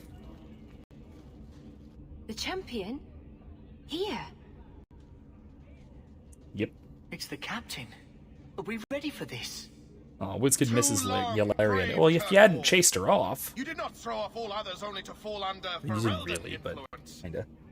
Leaderless, displaced, alien hands on the most basic authority. Foreign elite bleeding you. Jevon, you disgrace yourself. Would you rather have the Templars in With your charge? Legion name. Is there anyone else who so embodies how far this city has fallen?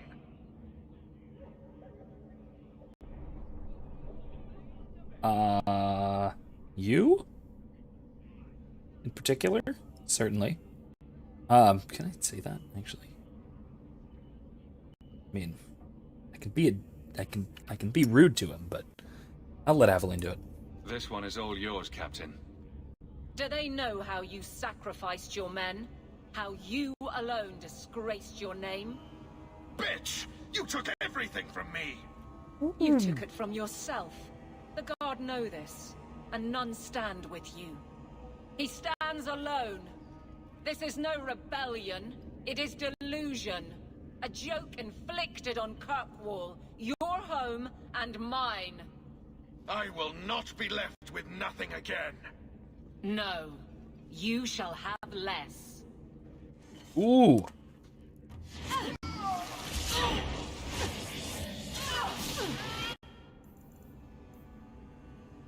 You go through me before anyone.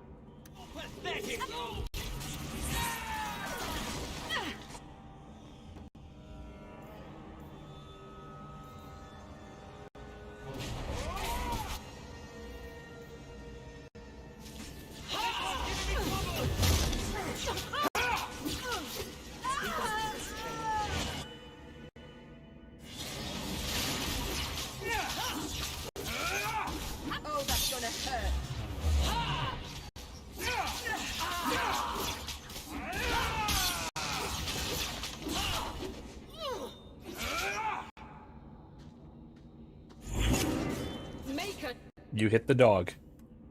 That much of a dick, huh? Who do you think you are, Anthony Fauci? Make it good.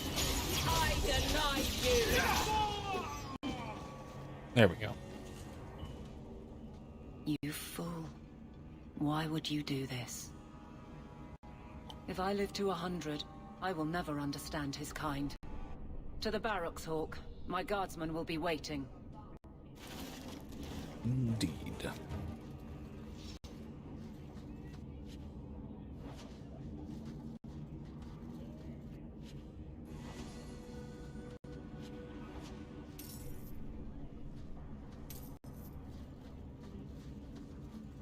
Alright, well, let's go to the barracks, shall we?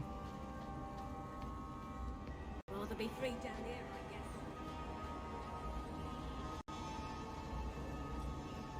I guess. Erica says, listen, his ego is already hurting that an elf showed him up in shooting. I mean, you both have elven accuracy. So it's just a matter of elves being better. That was rude, but kind of. I mean, okay, fine. It's not true exactly in the D&D setting. It's mostly true in, say, the Tolkien setting. And it's... I wouldn't quite call it true here in Dragon Age. I wouldn't say that elves are particularly better at things than humans in Dragon Age.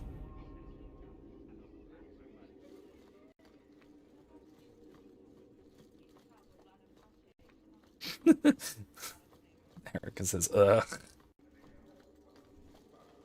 Oh gosh, of course. Jevon, son of a bitch. You build a good thing, work your hardest, and the past just claws at you. Jevon failed before he started. You know this. I do, and he doomed himself. But it smears all of the guard. I wonder what I would do if my captain lost my respect. Captain, we're waiting for orders. Will you accept them? May I speak freely? There isn't a man or woman here who wouldn't follow you through the void. Captain.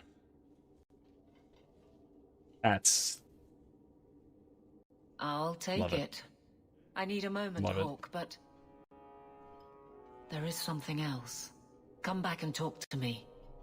Okay. Later, I suppose. Oh, or right now. Right now works. Okay.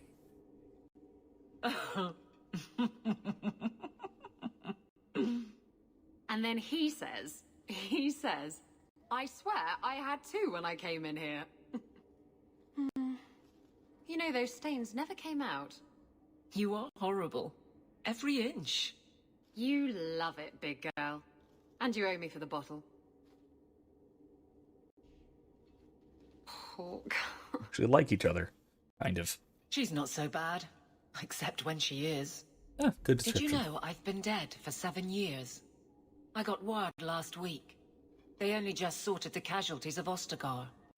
The king has offered to reinstate the commission of any surviving officers who will return to Ferelden. And? And what? Does this appeal matter? I thought you were sworn to Colin. King Alistair has apparently become something of a sensation. A champion of hope.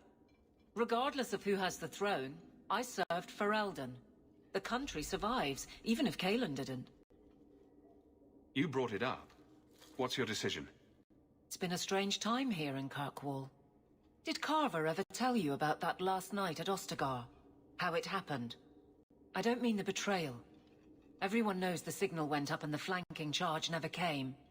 But that moment when the tower lit and then... the fight just kept going. It was the oddest feeling. Hope answered with... nothing. I don't like the thought of going out with a whimper, Hawke. Not again.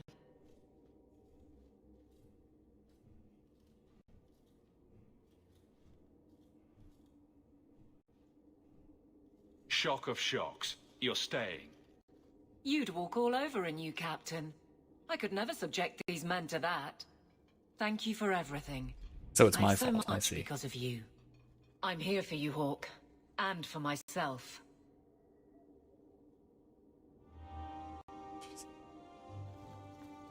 It's good. See, I love Evelyn. She's, like I said, one of my favorite characters in the series. How much longer do I have to wait? Devin says, on a more dour note, oh, you mentioned Fauci, and that reminds me. My job has just issued the ultimatum and deadline for the jab. I fear things are about to get hairy. No kidding. However, on a similar but positive note, I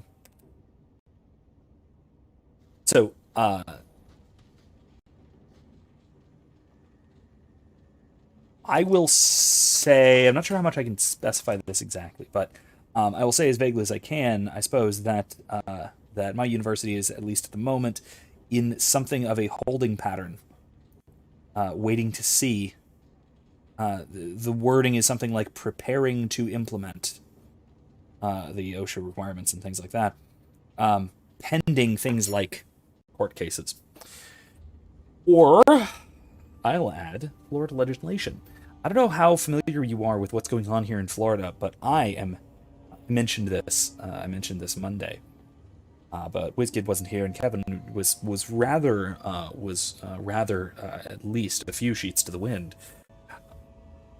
Florida is considering withdrawing from OSHA by legislative action, which is incredible. It is the first wonderful little step through nullification, sort of, we might even say, soft secession. It is a phenomenal sign that this is being very, very seriously considered by legislators. That the possibility of withdrawing from a federal alphabet agency. That's pretty spectacular. And it is looking good, honestly. It's looking like this might actually, either that will happen, or there will be some kind of injunction against all of this through the Florida legislature, through the governor's office, through, or just simply through enforcement agencies. Basically preventing OSHA from operating properly within the state, which, hoorah. I could not be more pleased at that. I'm thrilled in a fascinated sort of way with this development. This is not where I expected this to go, but I am amazed and I'm very happy about it. Let's get as a possible solution for Kevin. But Kevin says, I'm vexed, but the problem is that 4 out of 10 people at work aren't. And if even half of them refuse, the whole place will be chaos.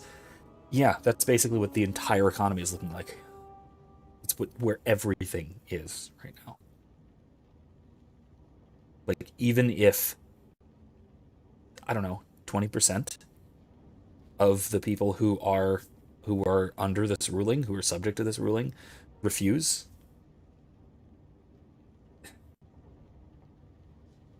basically everything will grind to a screeching halt. Like we were already seeing aspects of it with the airlines. We were already seeing aspects of it with transportation. We were already seeing aspects of it with some federal employees, federal agencies, and federal contractors and things. But like this being so widespread, it's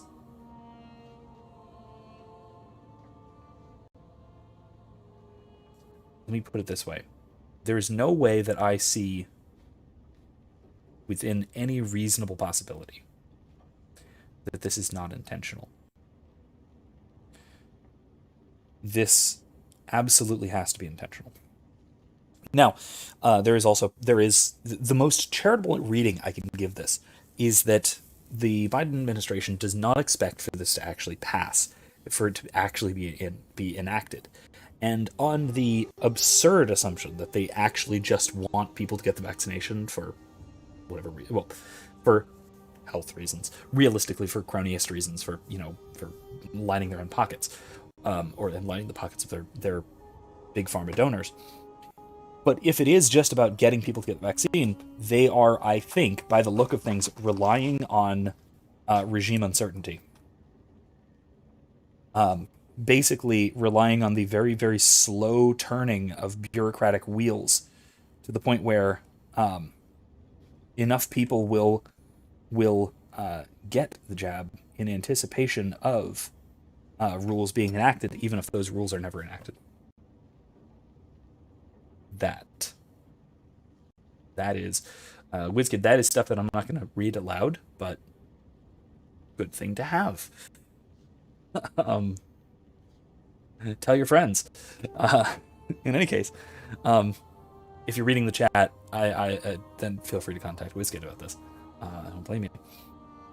Anyway, yeah, I will say though that honestly, that is kind of the most charitable interpretation I can give this, is that they are relying on regime uncertainty and the slow turning of administrative and bureaucratic wheels to get more people to get the vaccine, just out of fear that it will be implemented, or companies implementing a requirement before they know that it will be required, that kind of thing. I don't know whether I actually expect this to go through. I kind of don't. But at the same time, it very well could be that it is entirely an act of malice. That the entire purpose of this is to completely bifurcate the American populace, which is going to be the result. This is meant to catalyze a civil war. That's a possibility.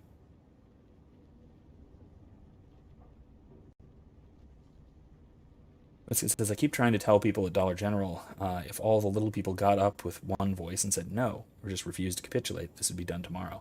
And honestly, that applies to even if you are vaccinated. Even if you have the vaccine, if you just refuse to show proof of it, or whatever, you can perfectly well stand with people who need standing with.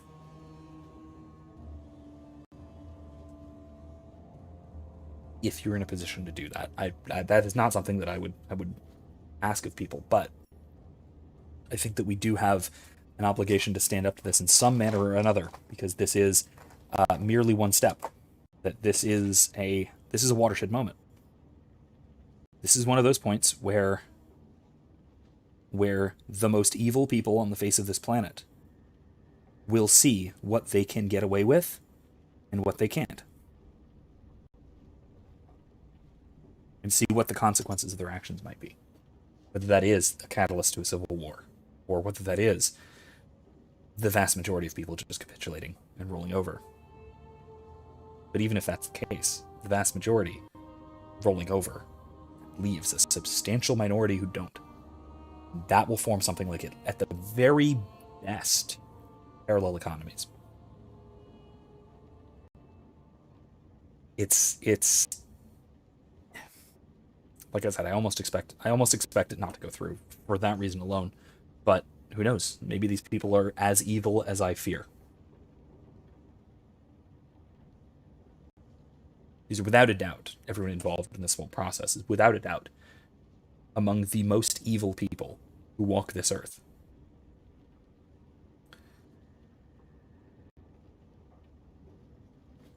I just don't know exactly the extent of that. It may be a lot worse than I think. Maybe it may be a lot worse than I hope, let's say. Kevin says, I bet I can make bank with that thing. Yeah, probably. I might, actually, now that you mention it. It's not a bad idea. Alright, let's see. Speaking of Lethaline, bad I ideas. need to ask you for a favor. I thought the Arulan home would be the last thing I needed, but the Eluvian still won't work.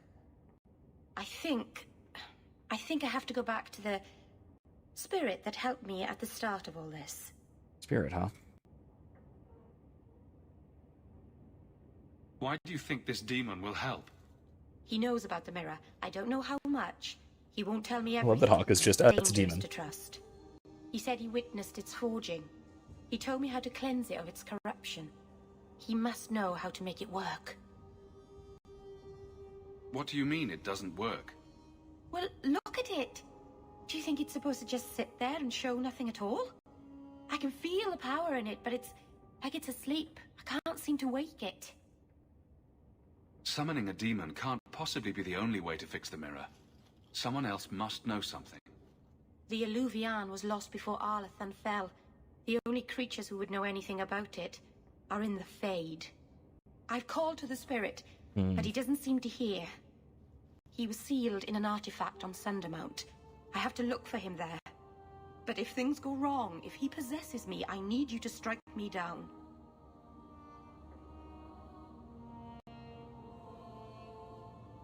You would risk becoming an abomination for this mirror. How is it worth that? Marvinan, you of all people should understand.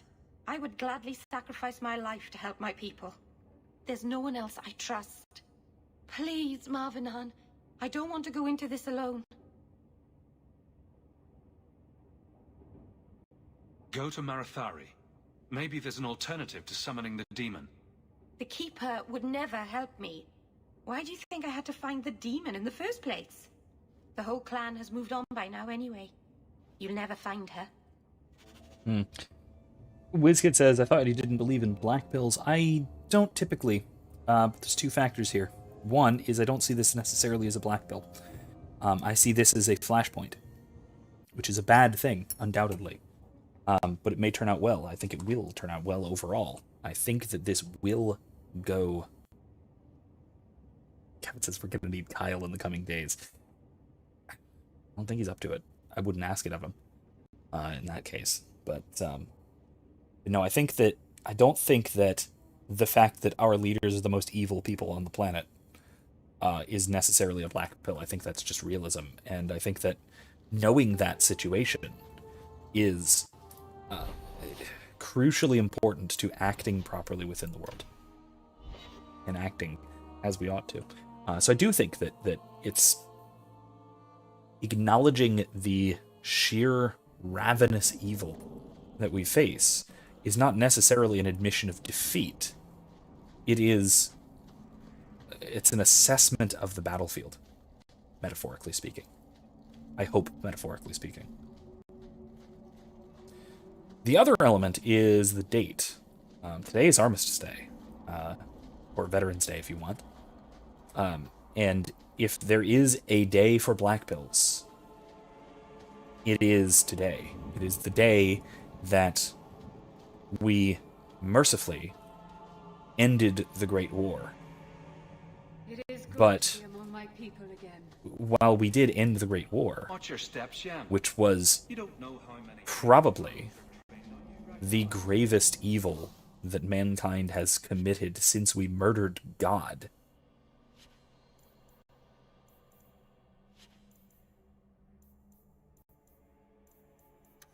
we then did it again, and again, and again, and again. Dalish crafting is second to none. It's not like the war to end all wars actually ended all wars. Looking at the 20th century and knowing that that the Great War was only how it started is horrifying, really. There's a song that I shared in the Discord today, and on Facebook, I think, called "The Green Fields of France." It is haunting, absolutely beautiful, and it's about an anonymous soldier who died at 19 years old in 1916 as part of the millions who were slaughtered for no good reason. And thinking about his life, thinking about his death, and thinking about his legacy, and what legacy there is, if anything, and there almost certainly isn't anything. That all of those millions and millions of people were sent to their brutal, horrible deaths for no good reason. It really is. The First World War is one of the worst things that humanity has done since we murdered God. Welcome home, Dalen. This isn't a homecoming, Keeper. Why is the clan even here? You should have moved on ages ago. The clan still has business here, Dalen. We will leave when it is time. It was time 3 years ago. You can't stay here. I have to be careful with this Eventually, quest. the humans will force you to leave. There are plenty of hiding places in these mountains. We will stay until my business is done. If you are not returning to us, what has brought you back? Yeah, I have to be very careful with this quest because it can potentially end with you slaughtering Meryl's whole clan. And I'd prefer not to do that if I can avoid it. Hope I can avoid it. We'll see. I've played this game now 3 times plus this one, and I've only avoided it once. Because I goofed, and I goofed, and I goofed. And it's not obvious what the correct choice is, so we'll see. Yeah, Kevin says you can't fight the wolf. Can't distinguish it from the shepherd. It's not a black pill, it's an awakening. Yes, I think that's right. No, I really like Razorfist's view on black pills. I kind of like... Okay, so I as with basically everything, I like Michael Malice. And his view on white pill versus black pill. Just given that he points out the terrible losing battle that the elites, that the bad guys, broadly speaking, are playing. And that is a hell of a white pill, like pointing out that how desperate the corporate press is. I mean, look at the Kyle Rittenhouse case, and look at the obvious lies that they are telling, and look at how much it's just falling apart underneath them. Look at everything that they're having to do. Look below this video. Not right now, but if you're watching this on a replay after today, maybe tomorrow, watching this after the 11th, I think if you're watching this the 12th onward, but if you look below this video, you will not see a like-dislike bar anymore, apparently. YouTube's getting rid of it because people are yelling at them. People are hitting dislike on the bullshit, and people are making their voices heard. So they're getting rid of it. They're having to. They have to do that. That's a white pill. The desperation of the bad guys is good news for the good guys. That's one of Malice's chief points about the white pill. Book coming up, I think. soonish. I don't know when he's coming up with that, but soonish. As far as Razor Fist goes, he points out kind of the inverse, I guess, that the black pill is a weapon that the bad guys wield.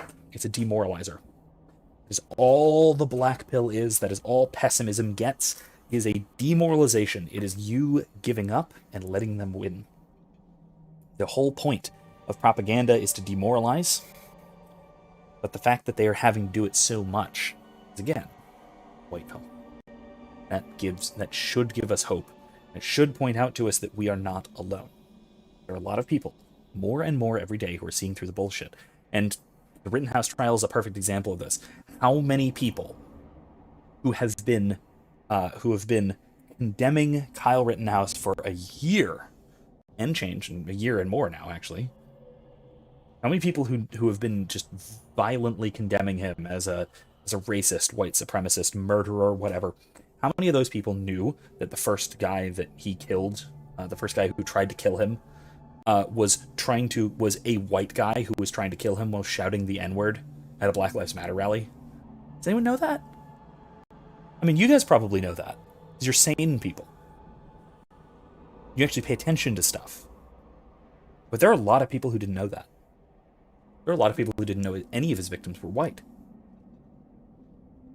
Victims is, again, a misnomer. I'm getting caught in the terminology.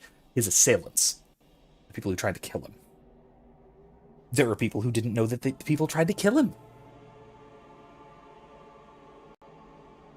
And again, it's because of the lies of the corporate press. But they're very, very desperate about it. And now a lot of that is getting uncovered, and they can't cover it up anymore. And people are starting to realize not only the truth about that case, but the truth about the nature of the press. Trust in national media in the US is at an all-time low, and that is the best news we've had all year.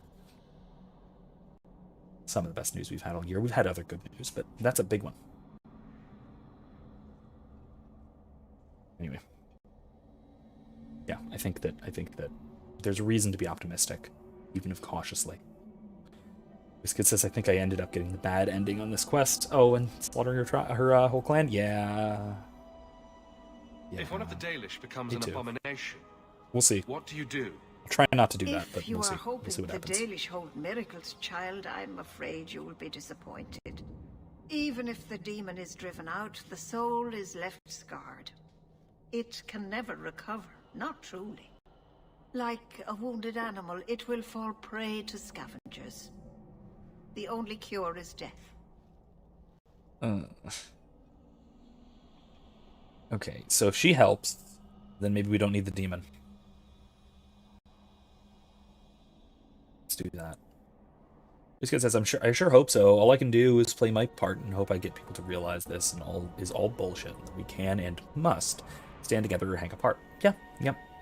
And I brought up the whole, as an example in class, in terms of people's inability to change their minds or have their minds changed by reality. That poll from a while ago about the chances of hospitalization due to COVID-19, more than half my class got it wrong by more than 10 times, by a factor of 10.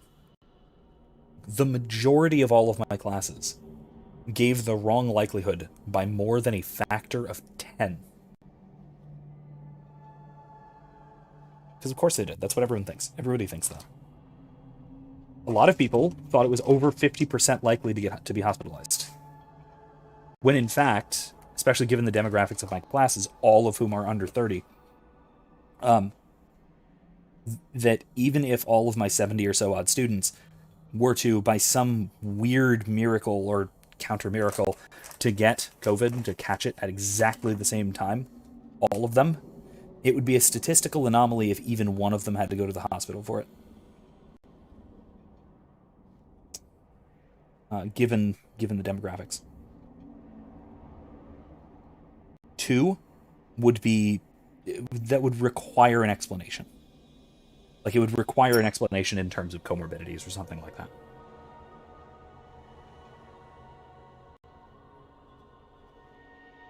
They don't realize that. Because that's not what they're told. They're told it's the scariest thing in their entire lives. By everyone they trust. But instead, they should be learning not to trust those people.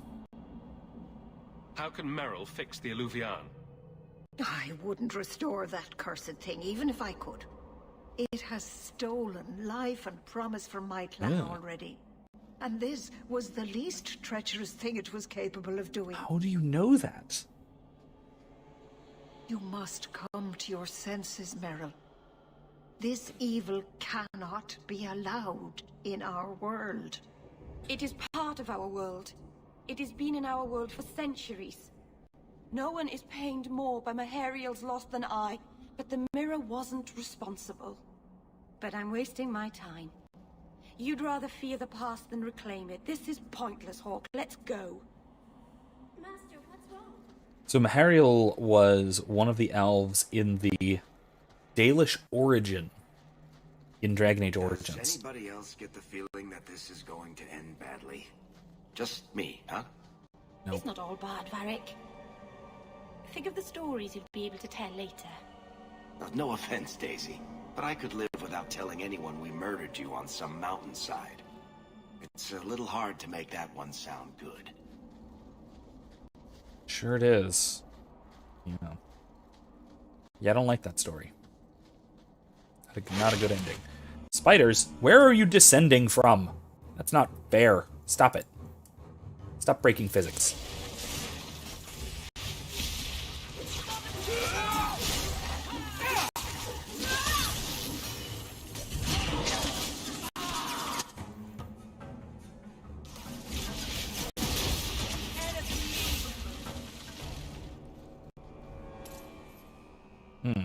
Anyway.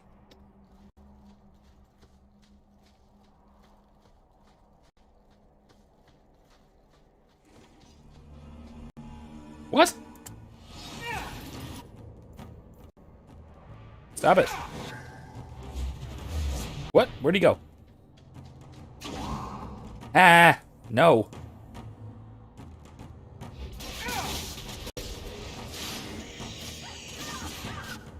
Crap.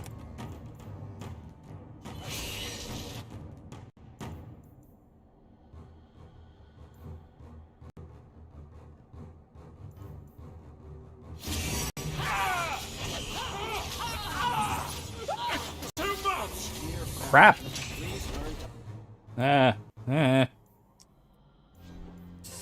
Okay, here we go. Mythal's favor. Yep. Could have gone better.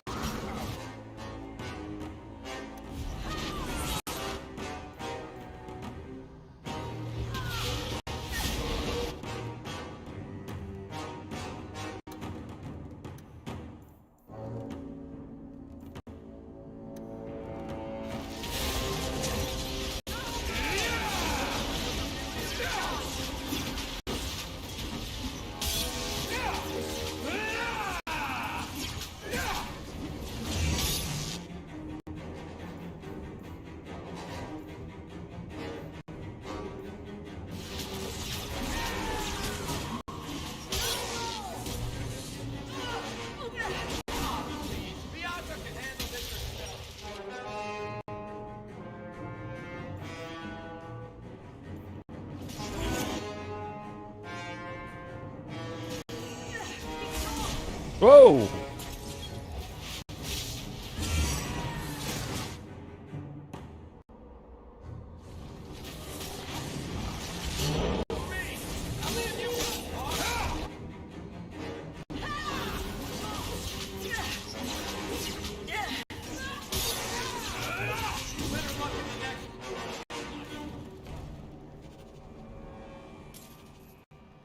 That was rough.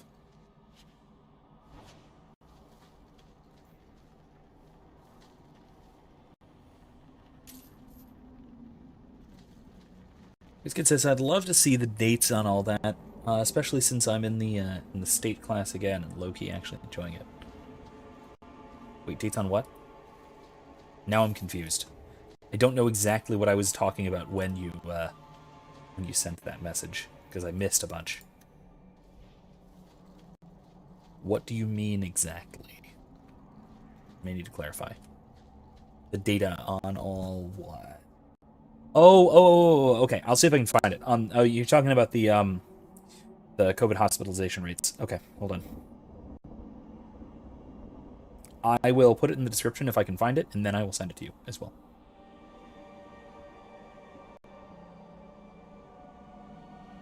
Because it was one of those surveys where it was another one. So if you remember, there was one that was like last year on death rates, where people got like both sides of the aisle got it wrong, the death rate numbers by several orders of magnitude, but that the people on the left, broadly speaking, got it wrong way worse. Now, even people on the right got it worse, got wildly overestimated the death numbers, the infection fatality rate. But they did it again a couple of months ago, another survey on the infection hospitalization rate. And again, numbers broke down in just about the same way. Because if I recall, at the time at least, it was a month or two ago, maybe August or September, if I recall, the actual hospitalization rate, population-wide, was, I think, about 1.5%. And yet a clear majority of people who identify as Democrats guessed over 50%.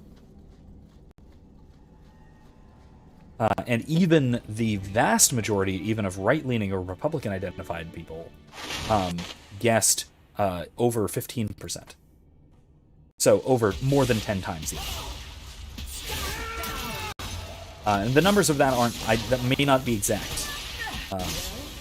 That's as best I remember. That may not be perfectly precise, so don't necessarily quote me on that. The numbers in particular there, whether that's on the survey results or even on the statistics in particular, because that may have, again, that also may have changed. Just due to things like vaccination rates and just due to seasonal effects and all that. Shadow Warrior? What are you?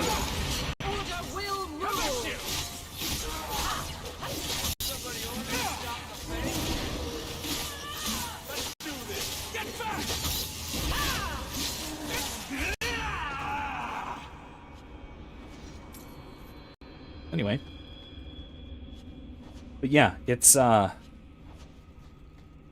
even in terms of hospitalization rates, most of my students got it wrong by more than a factor of 10.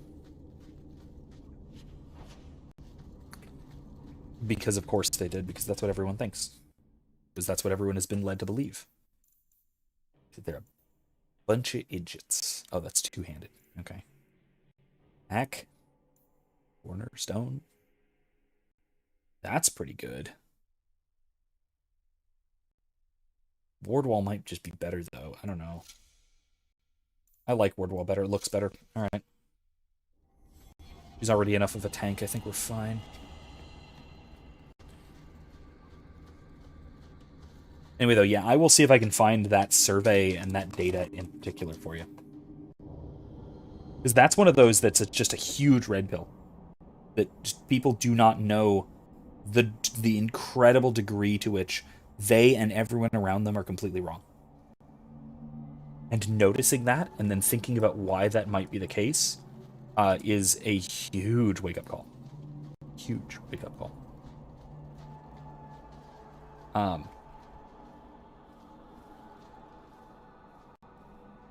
What's all this?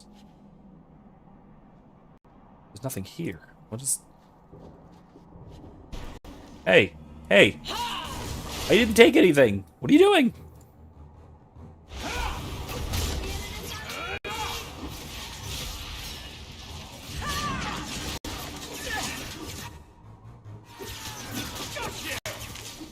That was a beauty of a shot!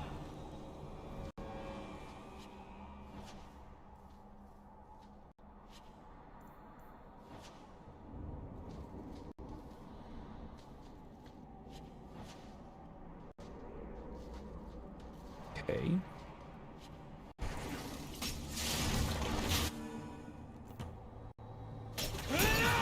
Stand down!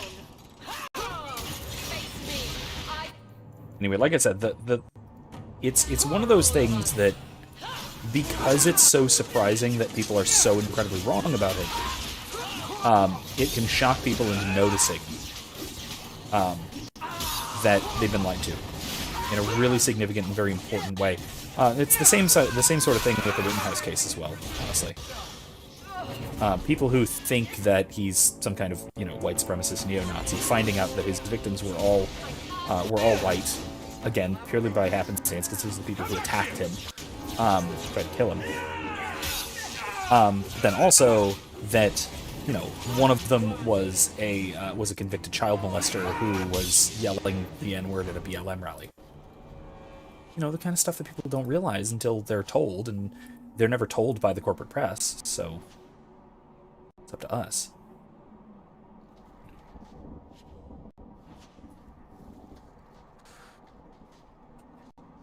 Yeah, WizKid says the fear-mongering is absolutely staggering. Yeah. And it's the consistency of the messaging that's... I mean, there is no consistency of the messaging. That's not actually true. It's that the messaging is consistently overblown.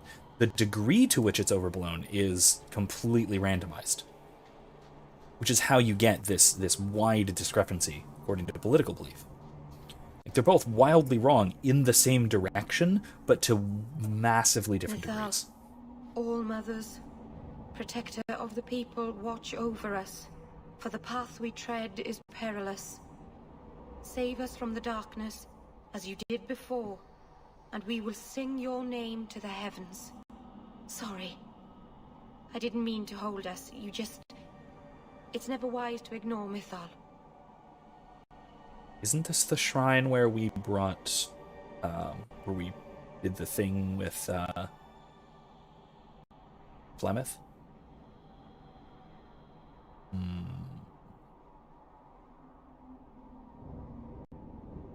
Anyway. Who or what is Mythal? She's the protector, the mother of the creators, the one who put the moon in the sky, wisest of all the gods. When Elganon defeated his father, the sun, the earth was plunged into darkness. Everything was about to perish. Mythal appeared then, calmed Elganon, and restored the sun to the heavens. The people always looked to her for help. If she's temperamental, maybe I should join you. It wouldn't hurt. They say if Mythal smiles on you, then you need fear nothing at all. But those who anger her, they're struck from the earth, as if they never lived at all. I wonder if that'll become important in the next game. Anyway, Kevin says, yeah, I've noticed that only the very stupidest people are still attacking Kyle. Not that there's a small percentage on the left, but still, it's more quiet than it was. Yeah, people like, Cenk Uygur, if I'm not mistaken, is still going after him. Something goes wrong? I'm not entirely sure. I've never seen an abomination. What the hell is that? He said they roll and change with the light.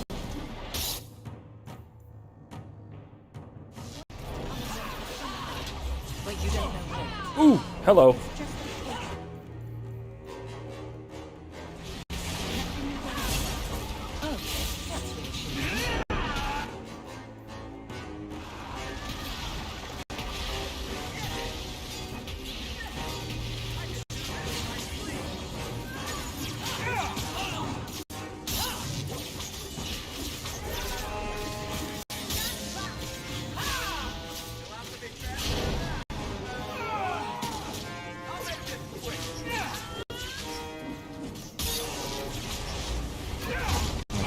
Oh, jeez.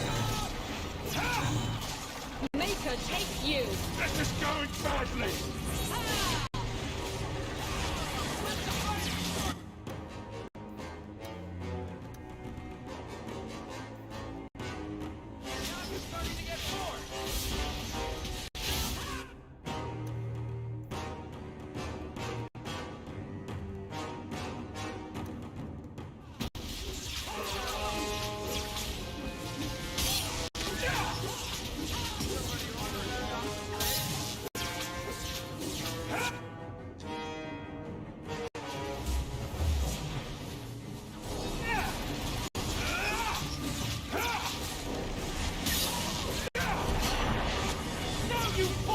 Ah!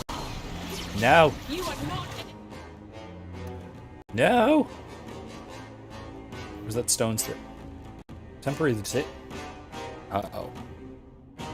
He is rooted, I think is the term.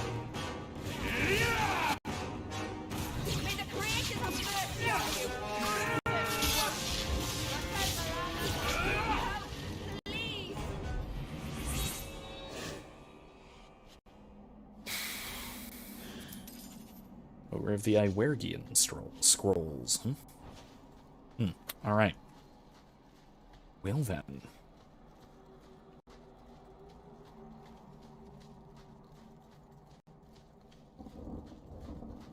I thought the scroll itself would be actually around here, but apparently not.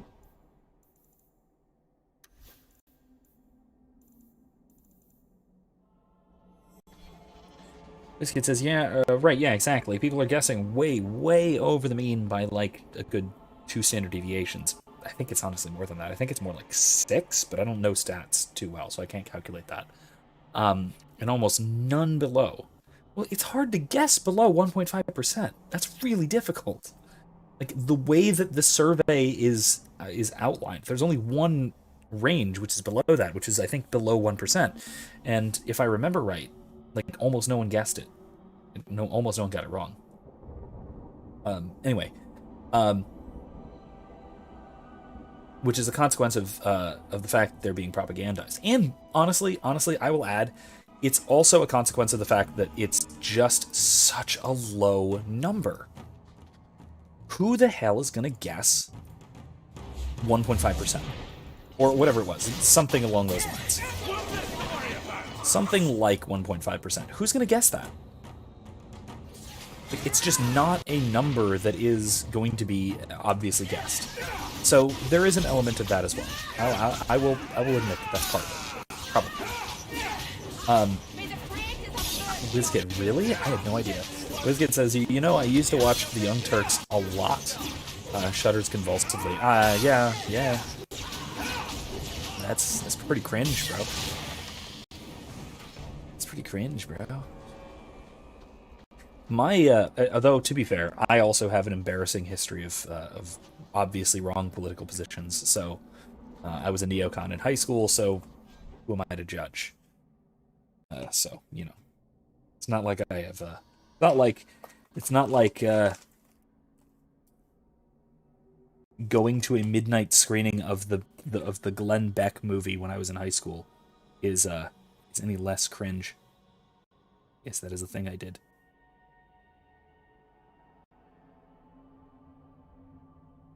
So, who's this? Damage and nature resistance? No, Meryl has specific stuff. Alright, anyway.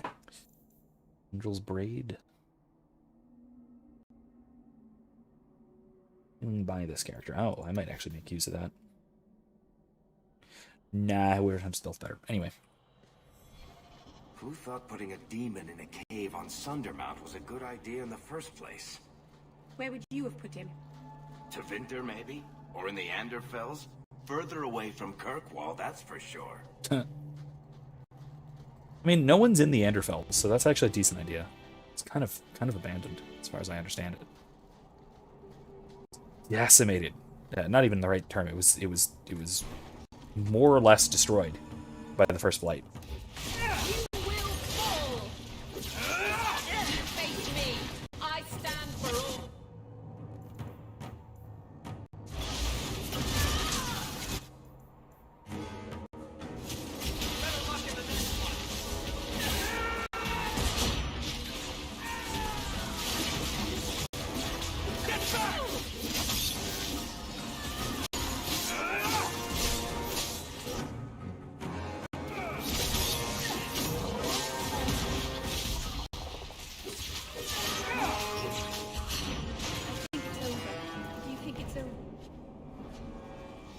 I'm not sure if it's over, actually.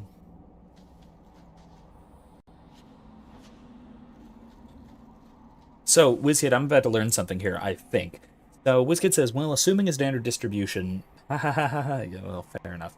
3 standard deviations is somewhere somewhere like that. Less than 1.5% of people should end up. So to say 6 standard deviations is just insane. But it honestly might be. Honestly, it might also depend on how fine-grained the survey was, in terms of how close or how far you got. Another great point of another one of these that I think is a really good resource for this is covidchartsquiz.com. It's put up by Tom Woods, and it's a quiz. It's a 2-part quiz. Part one is about masks, and part 2 is about lockdowns. And it shows pretty definitively that there is no appreciable difference from these so-called mitigation measures, masks and lockdowns. That there is no appreciable difference in cases, in hospitalizations, or in deaths, one way or the other. Because it points out, it puts unlabeled charts up for you to guess which was which. Like, what date was it that the mask mandate was lifted, or what date was this alleged super spreader event, or which of these graphs is the one with the mask mandate, or with the one with the lockdown, and which one isn't? And you can't guess. You cannot do it. No one passed this thing because it's impossible. You can't guess it unless you already know it. You know what the answers are. Even then, it's difficult. Kevin says still sad about Limbaugh. Actually, I was never old enough to be super into Limbaugh because I didn't really listen to talk radio back then. More on the TV and TV type stuff there.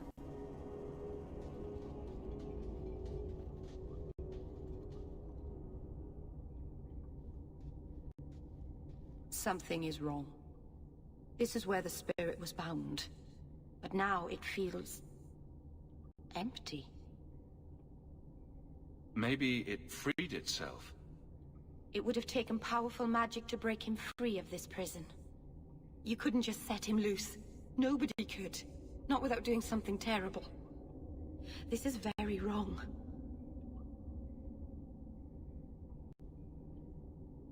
Who bound this demon here and why? There was a war long ago between my people and the Tevinter Imperium. After the Magisters sank Arlathan, my people made a last stand here, fighting on the graves of our elders. I don't know if it was the Elvenan or Tevinter who bound the spirit, but he was left here from the war. How are we going to finish the mirror now? I don't know. I don't understand what's happened. How can he be gone? Honestly, I'm more upset about Breitbart than Limbaugh. Him I followed. Him I followed quite a lot. The demon's plan was always for you to complete the mirror. It would have been a doorway out of this prison and into our world. You would have been his first victim. I couldn't let that happen, Dalen.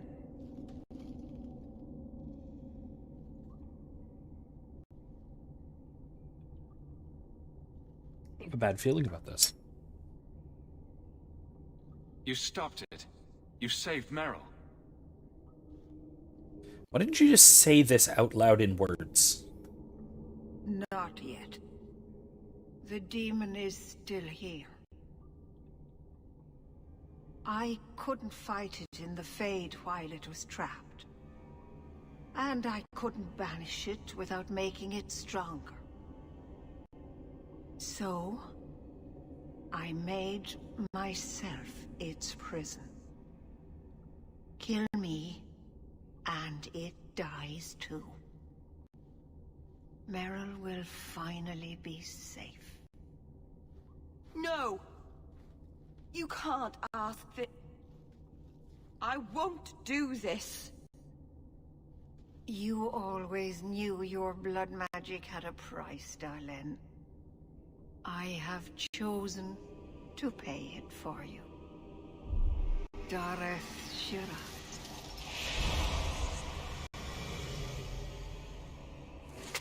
Phaeton, may the Dreadwolf hunt you for the rest of your days. I was trying to rebuild my life. Why did you have to come back and destroy it? We're cursed, the whole clan. And you brought this upon us. You couldn't let go. The past, could you? Now look at what you've done. The memories of dead people we helped to kill, too, in the process of all this. What have you done? What have you brought upon our clan, you monster? Darn it.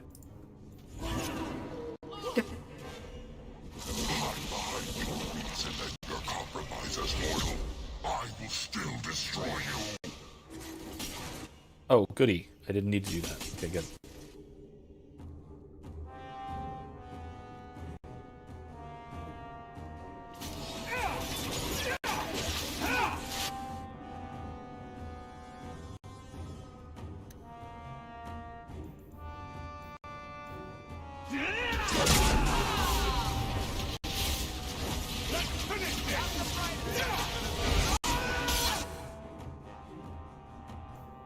I don't know about that.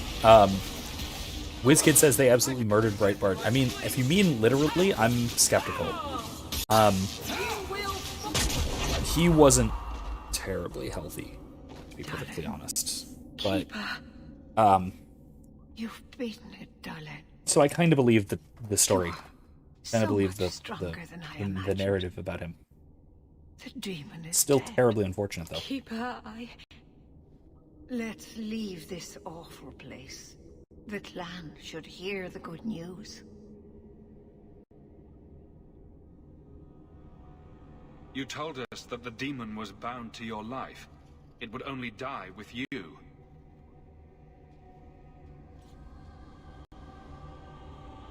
Irabalas, Keeper.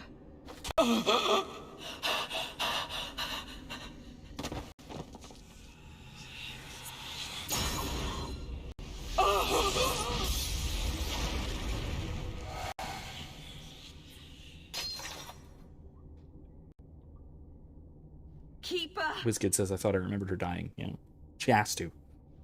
This What have you is done? the only way for this to go. I don't want this. I never wanted this. Creators, please let this be a bad dream. I'll wake up and feel like an idiot and she'll scold me for not listening. You knew consorting with demons was dangerous. You knew people could get hurt, and you did it anyway. If there was a price to pay, I should have paid it. She had no right to interfere.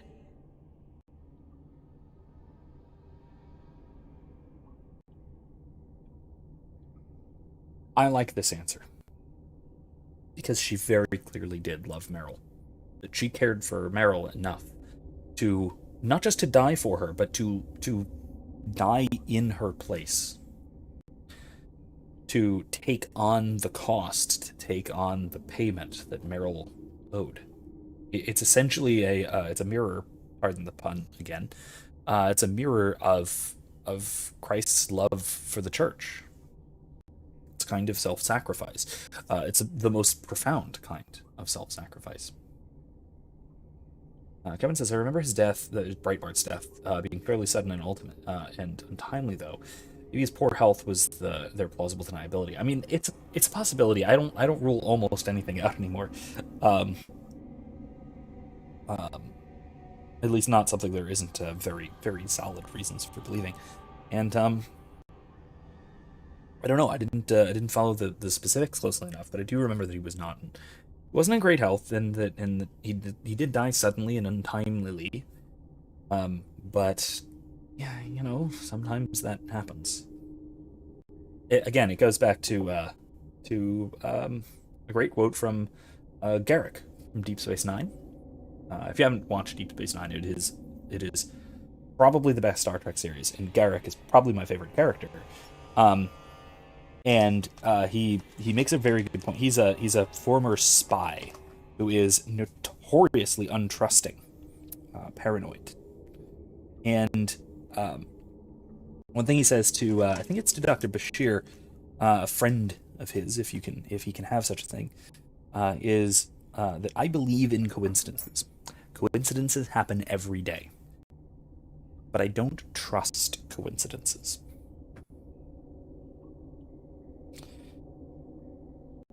And so there is certainly a possibility that any various conspiracy or whatever is just purely a coincidence. That's always a possibility, and it's something we shouldn't rule out, but it shouldn't be our first guess. If something else seems more plausible, it probably isn't a coincidence. Put it that way. This kid says, "Nah, think about the industry he was exposing. They murdered him, plain and simple." That is another possibility that that a lot of the Hollywood media types are very clearly not above that sort of thing. So that is a possibility. Again, I don't have any particular evidence, especially not about any one person, or group in particular. And so at this point, it would be all speculative. And it may have to remain all speculative, of course. Regardless, though, I think he was a great influence on sort of the right wing of culture. Oh gosh. Between this, completely unrelated, between the smoke of my incense coming up and Hawke moving around a little bit, kind of shifting his shoulders around the edge of the screen, I thought my monitor was shaking, which made me think that there was a cat behind it that had been here the whole time. But that's not the case, so it was just an optical illusion. She loved you, Meryl. She wanted to protect you. Why couldn't she have believed in me? I don't know what to do now. I should go to the clan. Someone needs to know, needs to come and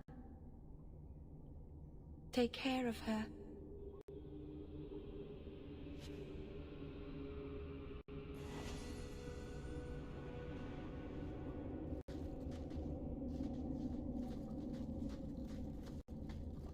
Yeah.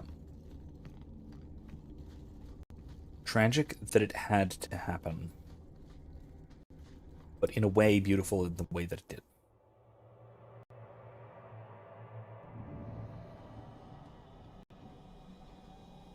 We know the Keeper came here. What's going on?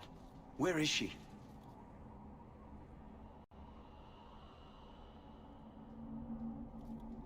Veneral.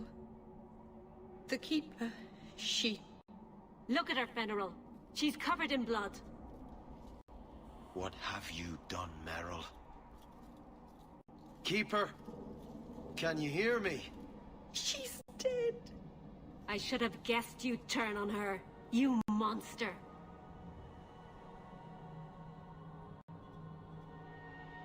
Okay, so this is the choice that makes the difference, and I think you have to take responsibility for it and basically just get Meryl and yourself exiled. Rather than, because if you say stand down, you're threatening them and they'll fight you. If you say Marathari was possessed, they'll blame Meryl and you have to fight them. I think you have to take responsibility for it and heck off. I think. This was a tragedy. I promise you, I'll make sure no one else is hurt by Meryl's blood magic. You expect us to take the word of a Shemlin? Stand down, Aneria. She was our first once. The Keeper loved her. More than she loved the clan, it seems. Veneral, I'm sorry. I never wanted this. If I could have saved her, if I could have died instead, I would have. Words are cheap. That you're still breathing says enough. Enough, Aneria. Human, take Meryl away from here.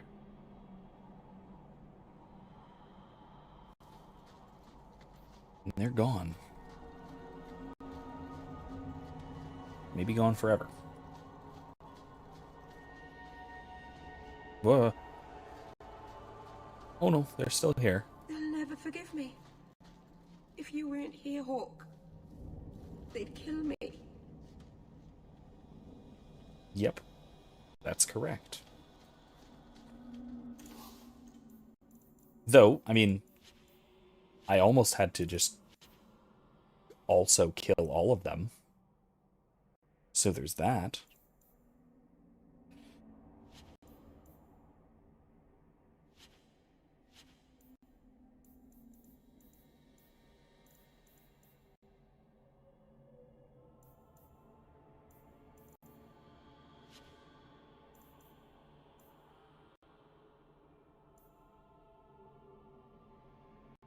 Oh, I could just sell this, but I think it's the thing that Meryl needs. So let's not. Anyway. Dalish crafting is second to none, I assure you.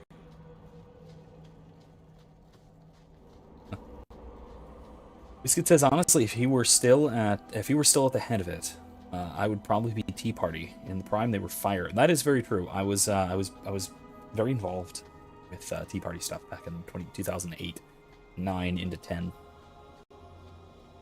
Honestly, more so than, I guess it was more like 9 and 10, really. Even more so than Ron Paul. I didn't actually get involved in the sort of Ron Paul revolution until his second run in 2012. Partially just because I was a child, the first time round, but partially because I was an unthinking neoconservative. Like I've said before, I was, during the Ron Paul Giuliani moment, the one that turned so many people to his side, that was just a perfect win for Ron Paul, basically unquestioningly. I took Giuliani's side at the time, and I'm very embarrassed by that. But then I gradually... Again, I'm almost certain she's in that hovel in the alienage. Oh, and a letter also arrived earlier. It's on your desk, as usual. Right. But yeah, I was more involved with like the Tea Party. I started moving towards libertarianism, oddly enough, with the 2010 gubernatorial campaign of a guy named Alexander Snitker, who's still around as a political activist, and he is brilliant. He's phenomenal. He's a great political activist in the Florida Libertarian Party. Still to this day. So I worked very closely with his campaign actually during that run. It was great. But that's what helped me move towards libertarianism. So by the time Ron Paul came around running again in 2012, I was ready. I was ready, as Alex Jones might say. Hawke, thank you for persuading Emil to do the right thing. Boy may not recognize it, but you probably saved his life. I don't know how to repay you, but perhaps this coin is a good start. Sincerely, Guillaume de Lancey. 5 gold. Jeez. It's a big chunk of money. I will say, though, by the way, that... Our usual 3 for now. I will say that I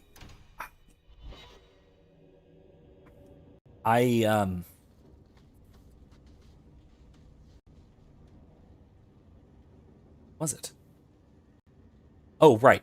I really like the monetary system in this game. And Origins as well. It's carried over from Origins. The bronze or the copper, silver, gold ratio of 100 top. And I like that so much better than the ratio for like D&D, for example, where gold piece is more or less the standard denomination, but a copper is worth 1/100th. So it goes copper, silver, gold by 10, 10, 10 rather than 100, 100, 100, and it gives you a bunch of big problems. First of all, fine-grained amounts. Like a copper in the standard D&D context, especially 5th edition, is not a fine enough amount. It's not divisible enough as a proper currency. Like, you can't pay for an amount of something like you could using dollars and cents. In other words, a copper is worth too much in D&D. In standard D&D 5th edition. Meanwhile, a gold piece is worth too little. An ounce of gold is not worth very much, to the point where if you're going to make big purchases, you're spending hundreds or thousands of gold pieces. Those are coins. And that's tens or even hundreds or maybe still even thousands of platinum coins, which are worth even more. That's a bunch of money. Because also, think about it. If a coin is an ounce, which is standard, a coin weighs 1 ounce. You're carrying around 100 gold pieces? That's what? 7 pounds? 7 pounds of gold? Ish? What? 6, 7 pounds. So that's what? 12, 13, 14 pounds, maybe 15 pounds for a healing potion? Yeah, that's insane. Pounds of gold. Hey, the Bubs. Welcome. Good to see you.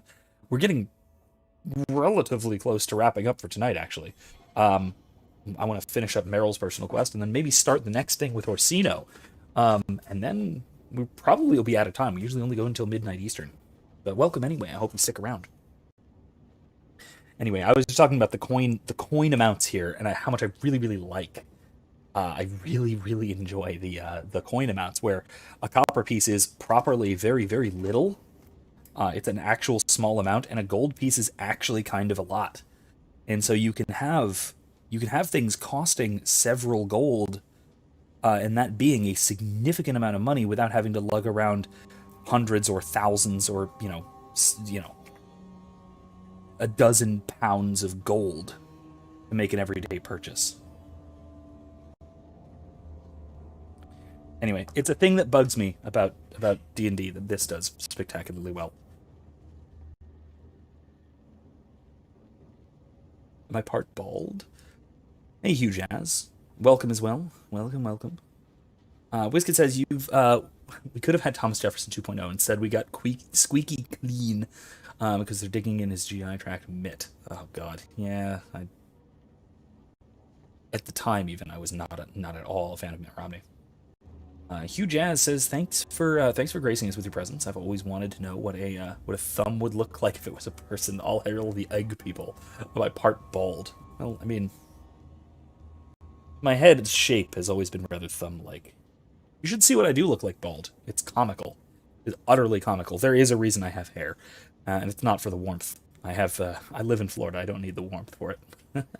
I need something to cover my very odd-shaped head. Anyway, welcome. Good to have you. Bob says I'm looking for new channels to follow. Well, you're welcome here. I do live streams twice a week, and I also do a good number of philosophy lectures. So I talk about academic philosophy from mostly this started off as just a place for me to put my class lectures. I'm a university professor, and I use online lectures and stuff, especially over the last couple of years.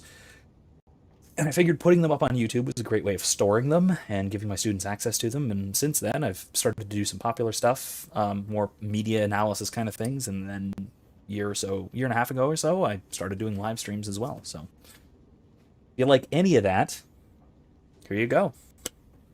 Hope you stick around. Hope you like it. Bub says, heard you said something about Mitt Romney. I was not a fan. It's what I said at the time. I just actually happened across a Facebook memory, oddly enough, where I pointed out that Mitt Romney was a kind of weird echo of Who did the Democrats run? John Kerry in 2004. That the Republicans somehow managed to find the only person in the country who could lose to Barack Obama, just like the Democrats somehow found the only person in the country who could lose to George W. Bush, both of whom happened to be Massachusetts moderates with apparently scary vice presidential nominees. It was a weird echo. It was weirdly similar, the 2004 midterms and the 2012 midterms. Anyway, that was always super weird to me. This kid says, gold being the standard coinage just makes absolutely no sense from historical context. Yeah, no. No, it really doesn't. Silver is typical, historically speaking.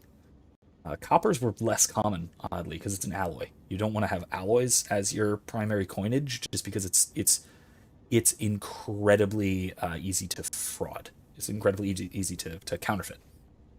To commit fraud by counterfeit. You just said, hey, do you like video games? You should play some. Yeah, fair point. Anyway. To be fair, it is... Hey, Kevin says nobody likes video games here. I mean, I do. I talk about video games. Honestly, I talk about video games more than I play them, to be fair. It is more talky, though. WizKid's right on that. I discuss stuff that... The game is here as something to give us stuff to talk about. Oddly enough, this conversation was spurred on by a quest involving a demonic possession. But enough about Mitt Romney. Let's talk to Meryl.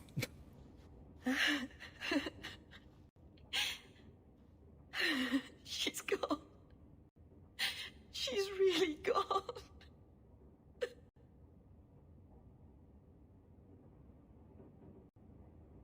Meryl.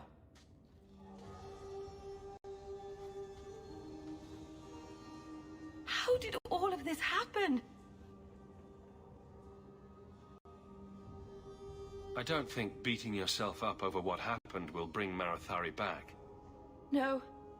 But she'd want me to kick myself a few times at least. All this time, I thought I could help them. Save them. But they won't let me, will they? They'll destroy themselves to escape my help.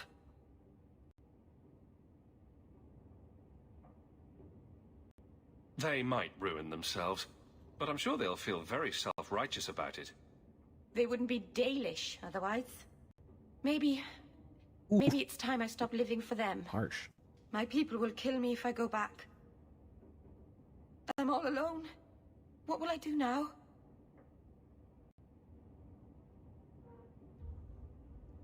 I mean, obviously stay with me, right? Whatever you do next, we'll do together. Yes, we will. Aw. Aw, that was cute and giggly. Okay, so last little bit. Let's at least see what this next quest is about with Orsino. And if it is as I mildly suspect, because honestly I don't remember where this goes exactly, where this plot goes precisely, but I suspect this will go in the vaguely Anders direction, unfortunately.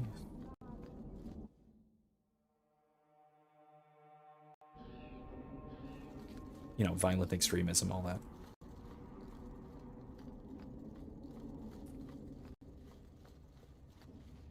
I mean, extremism in defense of virtue is no vice, but at the same time,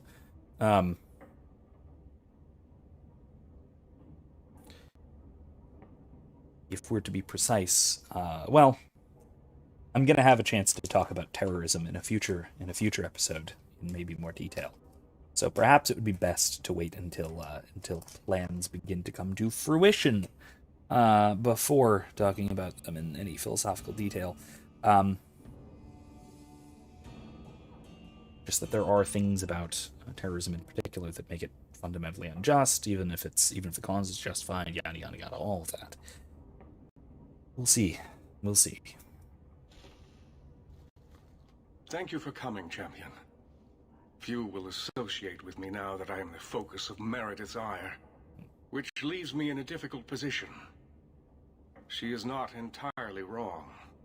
I know some of my people are using dangerous means to oppose her, but I cannot seek the Templars' aid without making every mage a target. What are they doing? All I know is numerous mages have left the circle at night, sometimes for days at a time. I'd rather not follow our knight commander by leaping to the worst possible conclusion. But the idea of blood magic has crossed my mind. It seems like it would be a very difficult task, given the obsessive security of the Templars. You need some assistance against traitors in your ranks. Traitors? Perhaps. Rebels? Certainly. I don't know if they seek congress with demons or merely a walk in the moonlight. Walking's not so bad. Even mages need exercise. It's true. All I know is that a meeting is happening tonight in Hightown. I would go myself, but should I leave the tower without permission, Meredith would call it proof of my involvement. I'll see what they're up to. There's no point in involving the Templars. Thank you. Your support has been a lifeline for me. Just learn the nature of this meeting. You needn't interrupt unless you find proof of something sinister. I pray not. Or Meredith will have what she needs to justify the rite of annulment. Those of you who don't know, the rite of annulment is the execution of the entire circle by means of the Templars. It was a major point, major plot point, major possibility in Origins. That we managed to just barely evade. But Meredith has been waiting, just waiting to employ it here.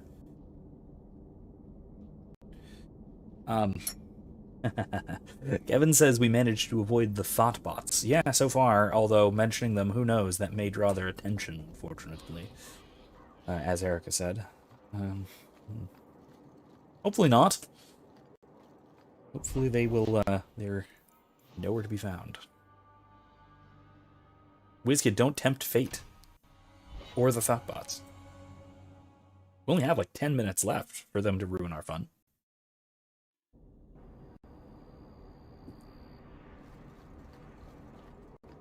Damn it, now I'm tempting fate. Balls. Alright. Excuse me, what? Everybody stop.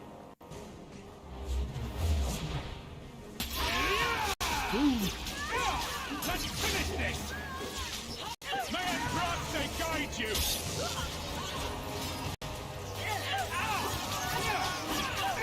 Oh, jeez. There's more than I thought.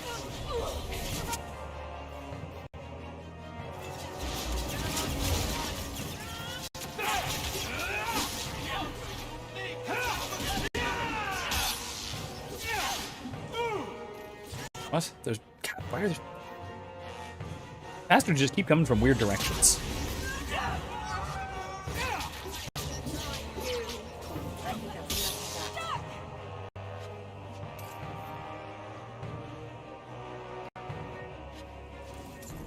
Blood Rager. That certainly does not sound like a nice, peaceful meeting of friendly mages out for a moonlight stroll. Kevin says the unholy mold maidens with the unicorn brows. What? Well, that's colorful.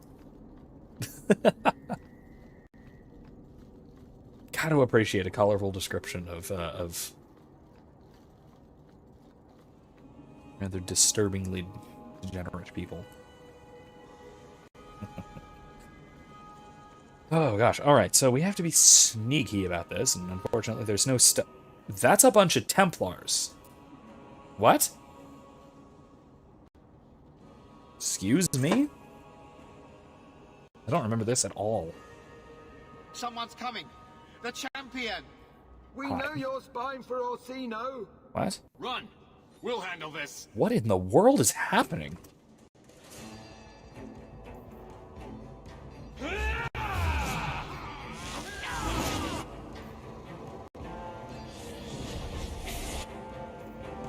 I'm honestly confused by a lot of this.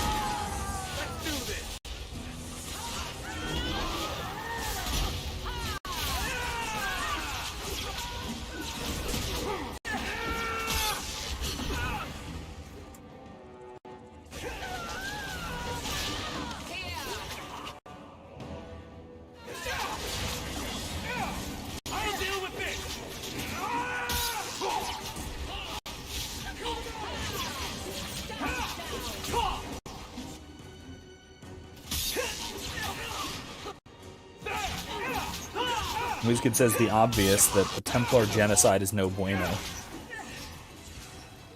What a waste. Okay, that's it. Search them. There's got to be more than this. That was really weird that there's Templars involved. Conspirator's notes, huh? Okay. Torn note found on in a conspirator's pocket. Will not tell you again. It's not safe to bring new recruits to our meetings. Meredith has eyes everywhere. Bring anyone who claims to be against her to Gardabali's warehouse at night. Okay, so we have something to do there. We must ensure their loyalty, lest Meredith discover us before we are ready to confront her. Another secret society meeting in a warehouse. Do you think the owners charge them rent? He has a point about the number of secret societies and warehouses. Oh, unshorn brows. I see. I did not read properly. So here's the thing. Here's the thing about the text size. You're right. I should. Maybe I can. actually, if I just pop it out or something. Maybe I should do that. Anyway, I haven't done that. I haven't made the text any larger, primarily just because of its positioning. I need to zoom out of the YouTube window so I can see the stats and stuff and make sure the stream is in good condition, but that also makes the text smaller and makes it more difficult for my terrible vision to see. And it's not like it's my being old, really. At least not in this case. My eyes have always sucked since I was like, I don't know, 7 or so, as I got glasses. Because I was basically legally blind. Functionally speaking, I'm blind. I can't see without glasses. Like, I know that a lot of people have, corrective lens requirements on their driver's license, and I know for a lot of people that's just kind of bullshit, that it's just another sadist intrusion or whatever. But in my case, no. In my case, if I were to drive without my glasses, it would be criminally negligent homicide, almost without a doubt, just because of my incredible blindness. And that's been true since my whole life, pretty much. Not quite. But I actually had decently good vision when I was a very, very small child, but I grew out of it very quickly into the point of just being completely blind.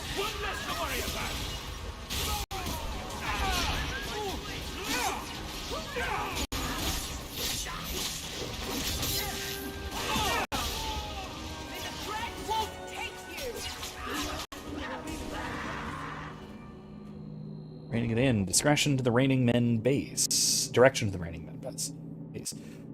No one takes back what is rightfully ours. We start in the docks, but there will be no rest until the city is leashed in our hold. Leash master.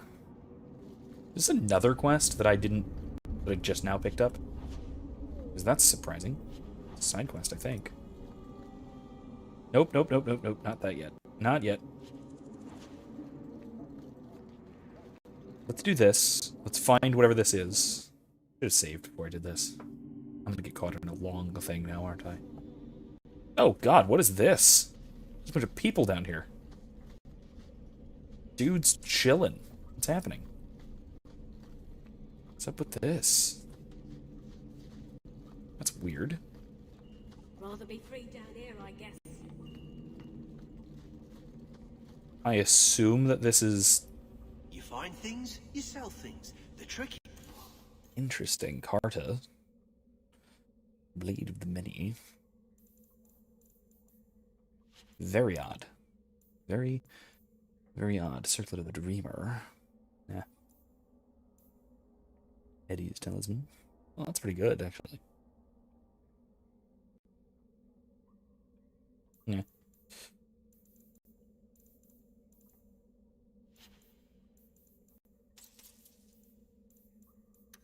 It is placement.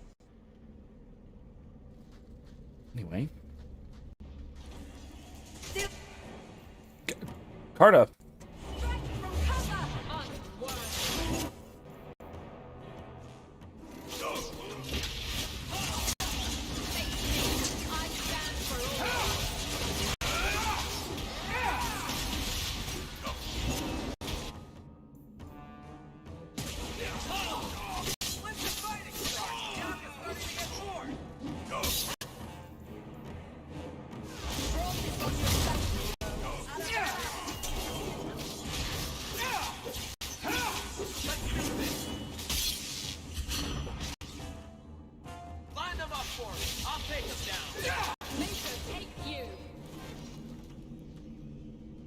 Kevin says, I just let it be because it was delighted him well enough. Well, yeah, thanks, it did. That's true.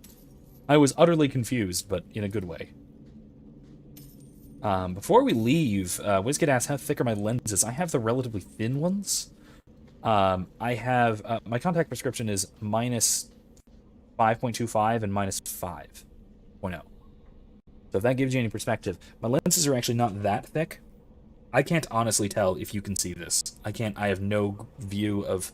I'm just looking at this and I can tell that the edge of it is obscuring the lens. So if that gives you an idea, I can't see my actual image over here to tell at all. I can read without my glasses, but only approximately, like, here. I have to be right about there without my glasses to read. I have the relatively thin type of glass in most of my lenses when I wear glasses. I kind of prefer contact lenses, but it's kind of a pain. And so around the house, especially if I'm not driving, if I'm driving, I certainly prefer contact lenses. But if I'm not driving, I don't mind glasses. Okay, there's more in here. There's more to keep going. But before we do that, I think we do have to call it a night. It is getting rather late. It's getting to be about midnight. In fact, it is midnight. Look at that. So that's about all. That's about all we have time for tonight. So thank you all for joining me. Thank you, my new people, Hugh Jazz, the Bubs. Welcome. Glad to have you here. Hope you stick around. Hope you like some of the other stuff on the channel. Check out some of the actual videos rather than just the live streams. If that's the kind of thing you're interested in, I have more formal academic kind of lectures, and I have more cultural analyses and media stuff as well. So feel free to check some of that out. I hope you like it. Hope you learn something from it as well. And I hope to see you next time, because we are going to be right back here Monday night, playing more Greedfall, picking up where we left off, going through meeting Siora's people, I think, next, and then on to some more diplomacy type stuff. Then, next Thursday, we will be right back here. I think we'll be pretty much advancing the main quest, although I do want to check on all of my companions and make sure they don't need anything first. I don't want to miss out on any of the companion quests as well, because those are all wonderful in this game. They are actually really good. So, once again, thank you all for joining me, and I hope to see you all next time. Good night.